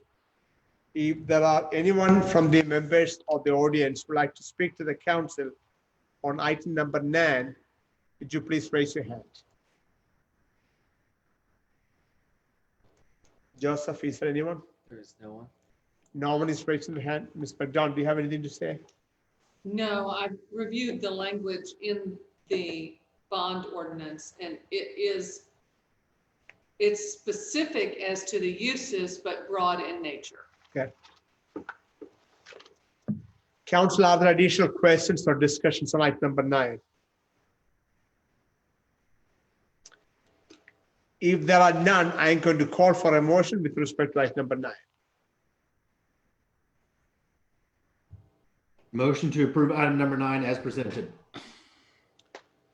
Motion made by Mr. Freeman to approve item number 9 as presented. Seconded by Mr. Allen. Everyone heard the motion? Are there additional discussions? If not, all in favor signify. All opposed, motion passed 7-0. Moving on to item number 10, discuss, consider, and act upon all matters incident and related to the issuance and sale of the Town of Sunnyvale, Texas General Obligation Refunding Bonds, Series 2020, including the first reading and adoption of 2012, authorizing the issuance of such bonds. Ms. Hopkins? Mayor, Council, this is our water tower bond, and I'm going to let Eric take over, but I'd like to just mention a couple of things here. Number one, on this refunding, we did not extend the maturity, which is, very conservative. Also, if you look down at the financial impact, when I wrote this memo, we were expecting $180,000. And I believe Eric showed you the schedule, and it was closer to $222,000. And I'll answer any questions that you have. Thank you, Ms. Hopkins. I know Eric is on the call. Eric, do you want to add anything Anything to this discussion? Mayor, I would just point out, as part of the financing plan mentioned earlier, pages 17 through 21 in the packet highlight some information on the refunding. The interest rate on the 2011 series, the series that's being refunded, the average interest rate, I'm looking on page 18, is a 4.09%. And then based on the final interest rates received this morning, the effective rate on the new bonds is a 1.81%. So you can see the reduction in savings in terms of interest rate. And then also on page 18, you have a snapshot of the annual savings and then the total savings of $222,000. And the savings percentage based on the 1.955 million that's being refinanced came in a little over 10%, which is a good percentage to see. As Ms. Hopkins mentioned, that percentage, that's probably the highest we've seen over the last year since we've been monitoring this opportunity, given the way interest rates came in today. Yeah, I will take $220,000 savings anytime. Thank you, staff, for looking into it, and Eric for assisting. Council, are there any questions for staff or Eric on this item?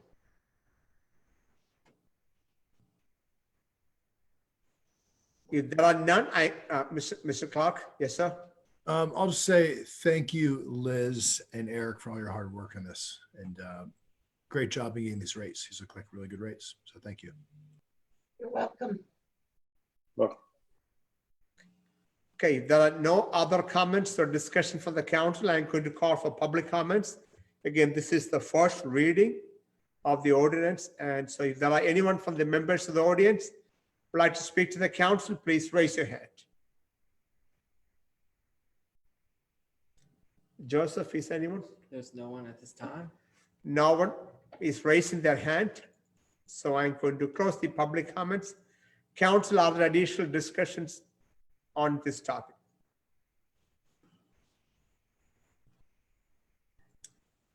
If there are none, I'm going to call for a motion with respect to item number 10.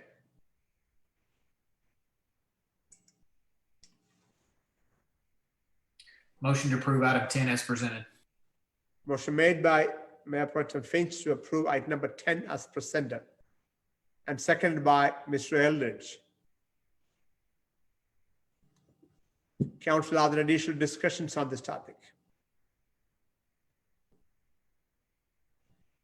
If there are none, all in favor of the motion signify.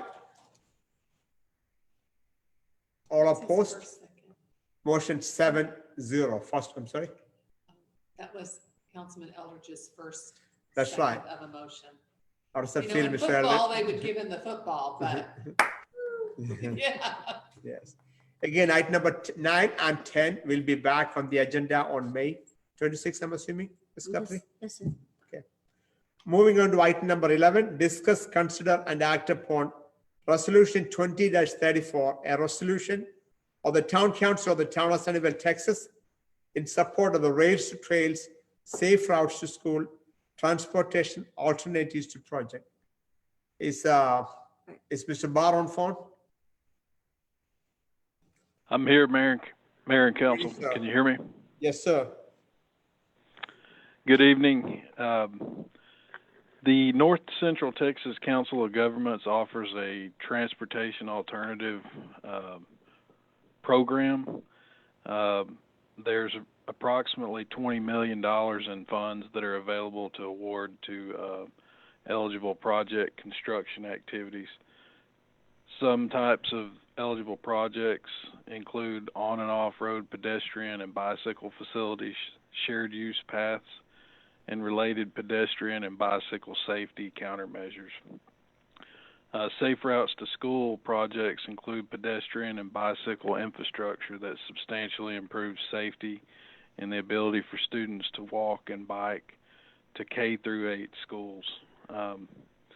The funds are provided on a cost reimbursement basis, and a minimum of 20% local match is required. The Sunnyvale Economic Development Corporation is contracted with Half Associates to prepare the grant application and submit it to the COG prior to the May 15th deadline. A resolution by the project sponsor's governing body confirming the availability of the local match contribution is required with each application. Then I'd be happy to answer any questions. Thank you, Mr. Barr. Any question for staff?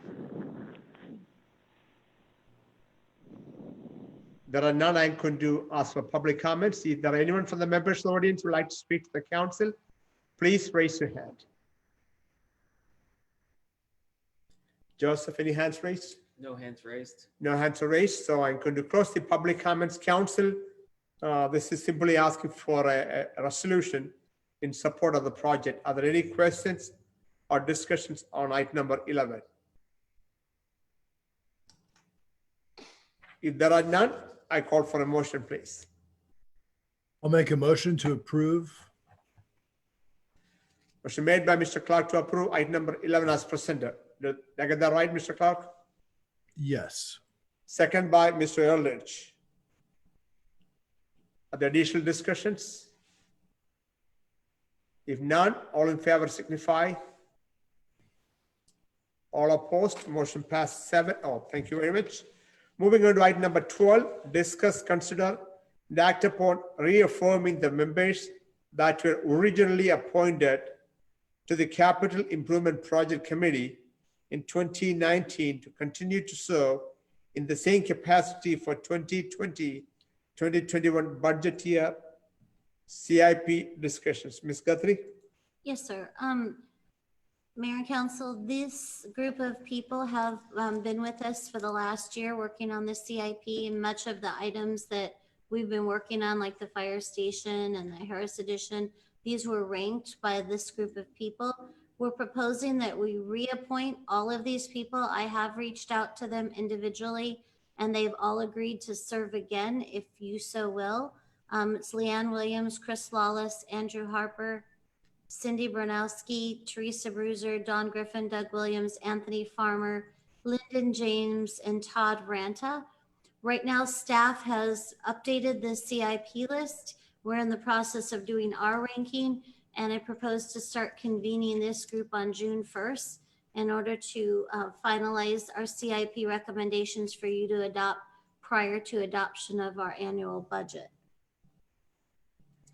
And we have Mr. Finch and Mr. Clark as the council representatives.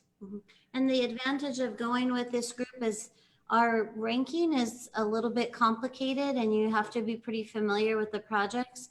And we have added a few projects, but this group got very familiar with all of our existing projects. We did a tour last year. We looked at them really closely. So I think the ability to go with a group that's already been trained, especially through the COVID situation, will really facilitate being able to move through this process smoothly. Council, I'm going to take public comments. If there are any from the members of the audience who would like to speak to the council on this agenda item, please raise your hand. Joseph, anyone raising their hand? No hands. No hands raised. I'm going to close the public comments.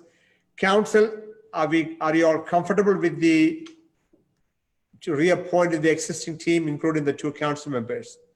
If there are any discussions, please speak up at this time. Mr. Mayor, I'm happy to let, if there's another member of council that would like to be a part of that, I'm happy to let another member of council be a part of that. Say that one more time, Mr. Finch. I'm happy to let another member of council be a part of that committee if someone else would prefer. Would anyone else like to be part of this committee? No one is running. Nice try. Anyone? Eldridge? Anyone? I was hoping Eldridge, our newest council member, might see an opportunity.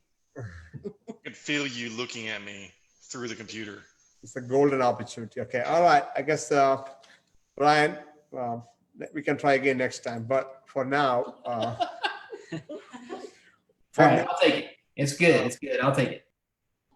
Council, if there are no other changes, there are no changes, can I have a motion to reappoint or approve item number 12 as presented? I'll make that motion to appoint with the 2 councilmen. Can you approve can you make a motion to approve item number 12, please? Make that motion to approve item number 20. Motion made by Mr. Allen to approve item number 12 was presented. Is there a second? Second. Seconded by Mr. Freeman. Everyone heard the motion? Are there additional discussions? All in favor signify. All opposed? Motion passed 6-1. Mayor, I'm sorry. Mayor, I'm sorry. My vote should have been a positive. I was daydreaming. That's okay. All opposed, there are none. I think motion passed 7-0. Moving on to item 13, discuss, consider, and act upon extending the order declaring a local disaster or public health emergency that was issued by Mayor George on March 13, 2020, and originally extended by council on March 19, 2020. Such order shall be extended until such time that it is retracted by public order or action of the town council of the town of Sunnyvale, Texas. Would that be Ms. Guthrie? Yes, sir. We are just proposing that we go ahead and take action to acknowledge that we want to extend this order. I think we originally had thought that because the governor had an action in place that it wasn't necessarily necessary for us to re-extend ours, but the governor, TML did issue an opinion that we should extend it to ensure that we're eligible for any funding that might become available to cover some of the extra costs that we've incurred during the COVID-19 situation. So again, this is really just to be precautionary and make sure we have it in place for those opportunities. Council, are there any questions on this discussion, on this topic?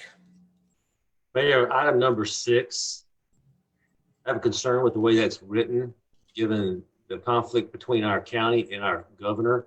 It appears that as we write this, that we take the county commissioner over the governor, and given their conflict in the last several months, I just have an objection to the way that's written, not in the totality, just in the way that's written.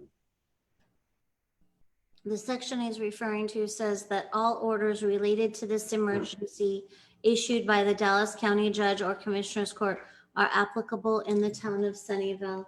Can we change it to the governor? So what you might do, because you have adopted the Dallas County Emergency Management Plan. Yes. You could say all orders issued by the Dallas County Judge or Commission regarding the emergency management plan are applicable in the town of Sunnyvale. Okay. I don't think I have an objection to that. I just don't want to give the appearance that we are going to undercut the governor in a conflict. That's all. So you could make a motion to approve as amended. Okay, Council, are there additional discussions on this topic? I'm going to take if there are none, I'm going to take public comments. If there are anyone from the members of the audience who would like to speak to the council, please raise your hand. Joseph, any hands raised? No hands. None raised. So I'm going to close the public comments.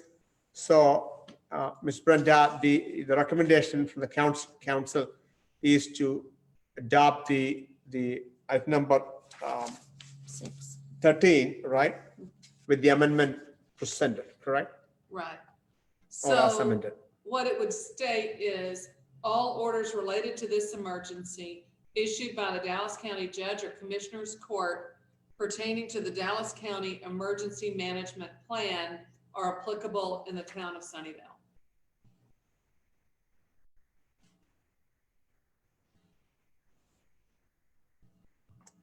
Is that good enough for you, Mr. Allen? Okay, can I have a Yes, motion? sir, I think so, yeah. I'm sorry? I'm sorry, yes, I was trying to find my unmute button. Yes, I think it's fine. Can you, can I have a motion with respect to this, please? And the motion can be to approve as amended with language from the city attorney.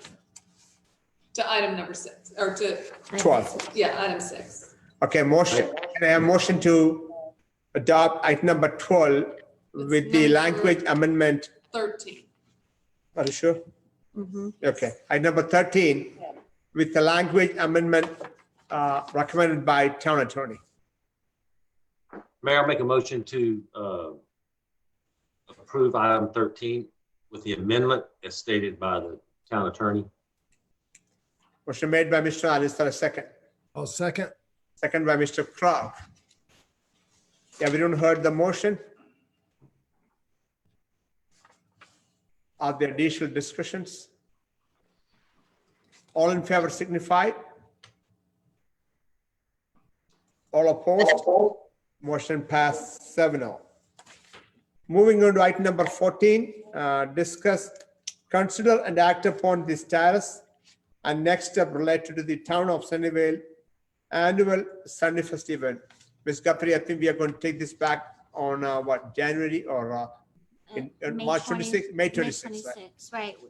Because we found out today that we could actually make a decision to postpone or reschedule as late as June 1st.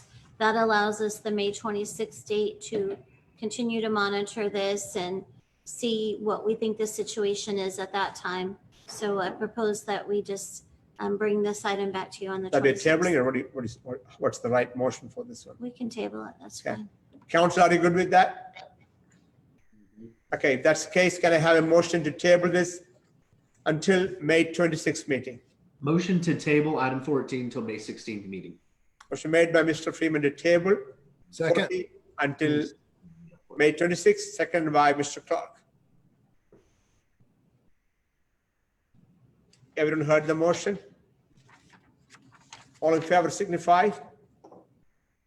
All opposed, motion passed 7-0. Thank you very much.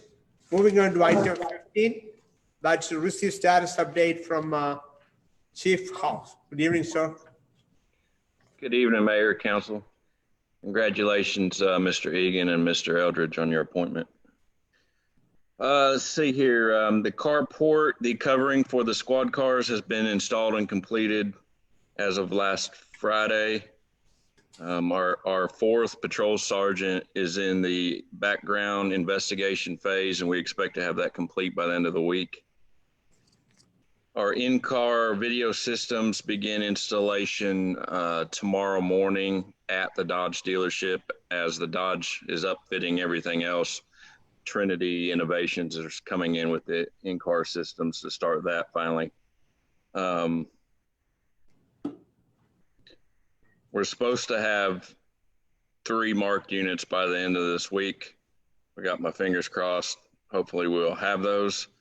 Our crimes RMS software people have been working or waiting for some files from Geocom, who is also helping us with our 911 lines. Geocom sent me an email with a list of the files that they plan to release to crimes by the end of this week. And crimes took a look at it and said those are the exact files that they do need. So that's coming along just fine. We updated our Sunnyvale Municipal Court citations to conform with the Sandra Bland Act requirements. There was a few things left out that needed to be added. We added those.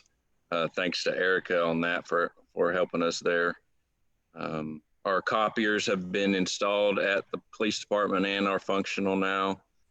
We have Microsoft Office installed on our patrol computers. Joseph has been working with GTAC, which is our in-car systems, for the purchase of some cloud storage. And I believe that's a temporary month-to-month storage until our new servers that came in are up and running. We ran the senior parade route and determined what intersections we're going to need to do traffic on and how many officers it's going to take us. And we're still in the preparation phase, but we pretty much got that worked out.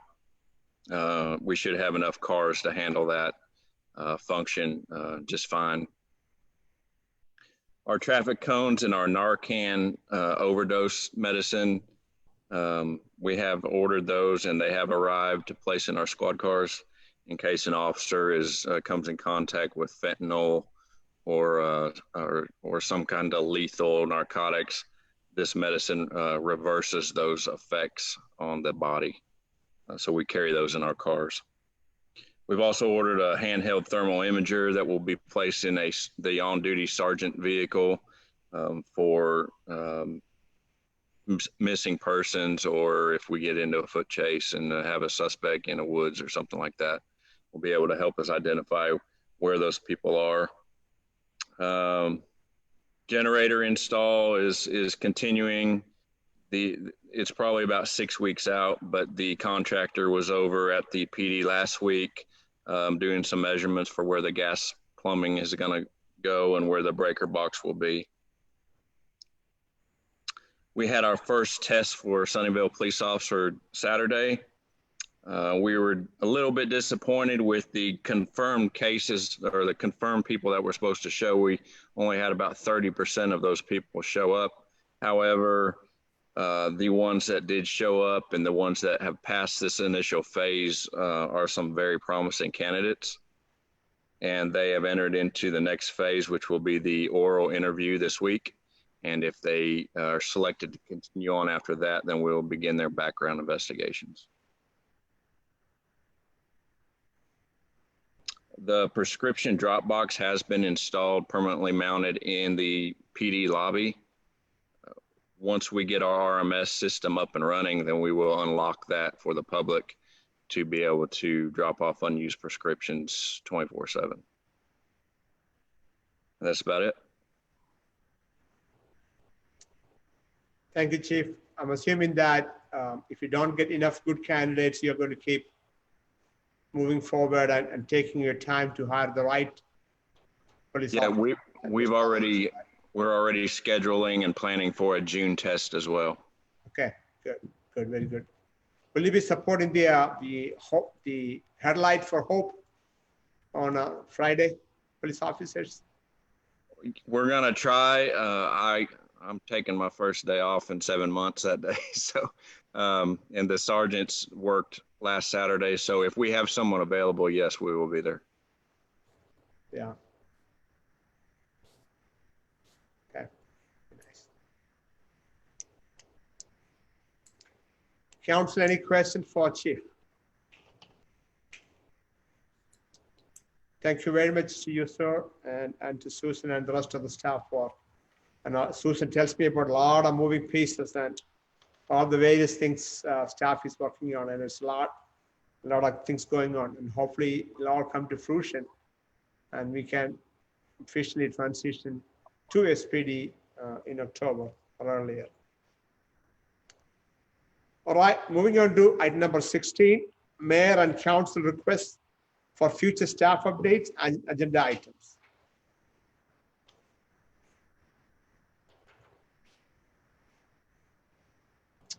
Anything? Okay, if not, I'm going to close that item. So Council, Mr. Allen's raising. oh, Mr. Allen, did I miss you, sir? Just one quick question on the roundabout. Been several discussions about that. That's going to be a concreted surface when it's done. Is that correct? Say that one more time, sir. Couldn't hear you. I'm sorry, the roundabout, when that is completed, that's going to be a concreted structure, right? Is it a concrete structure? Is that the question? Yeah, the road will be concrete. The road is concrete. Yes, that's correct. Thank you. Thank you. Okay. Anyone else? Okay, if there are none, I'm going to close item number 16. Did we lose Mr. Eldridge? No. Okay. He's there. Okay, somewhere here. Oh, sorry, sir. I couldn't see it. Thought I missed somebody. Jonathan. Mr. Freeman. Mr. Freeman is missing. Yeah, Okay, he's here. okay, that's fine. Not showing up. Okay, I think now we're going to adjourn into executive session and in a motion. Council, there are two items. Item number 17, consultation with attorney on property located at 2505 North Bedline Road. And also we talked about receiving legal counsel on Item number 8. item number 8. Thank you very much. Council, can I have a motion to adjourn into executive session, please? Make a motion to adjourn to executive session. Motion made by Mr. Finch to adjourn into executive session. Second. By Mr. Eldridge. Everyone heard the motion? All in favor signify. All opposed? How about Mr. Freeman? He's having internet issues. Okay, so how do I count up? 601. Okay, 601. Now time is 9:41. We are in executive session. Joseph, can you give instruction on what to do next, please? Yes, please mute your microphones and turn off your cameras, but leave the Zoom session open. Correct. And I recommend leaving the room if you're able to, and call the other phone number that we provided right before this meeting, and we'll go in the conference room to take that call.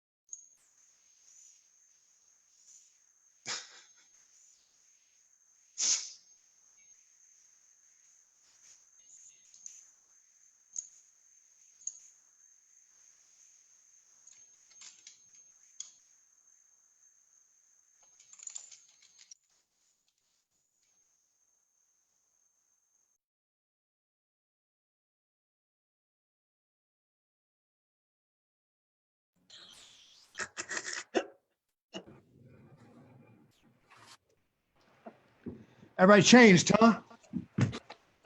I've been told Except me, I didn't get the memo. who wears a tie after 10 o'clock. We have Ms. Regan back online. Oh, yeah. Okay. Rachel, ready? Okay, now time is 10:59. We are back in the regular session. I can confirm that as a result of the executive session, there are no actions to be taken. With regard to agenda item number 8 With regard to item number 8, and with regard to, 17, correct. correct.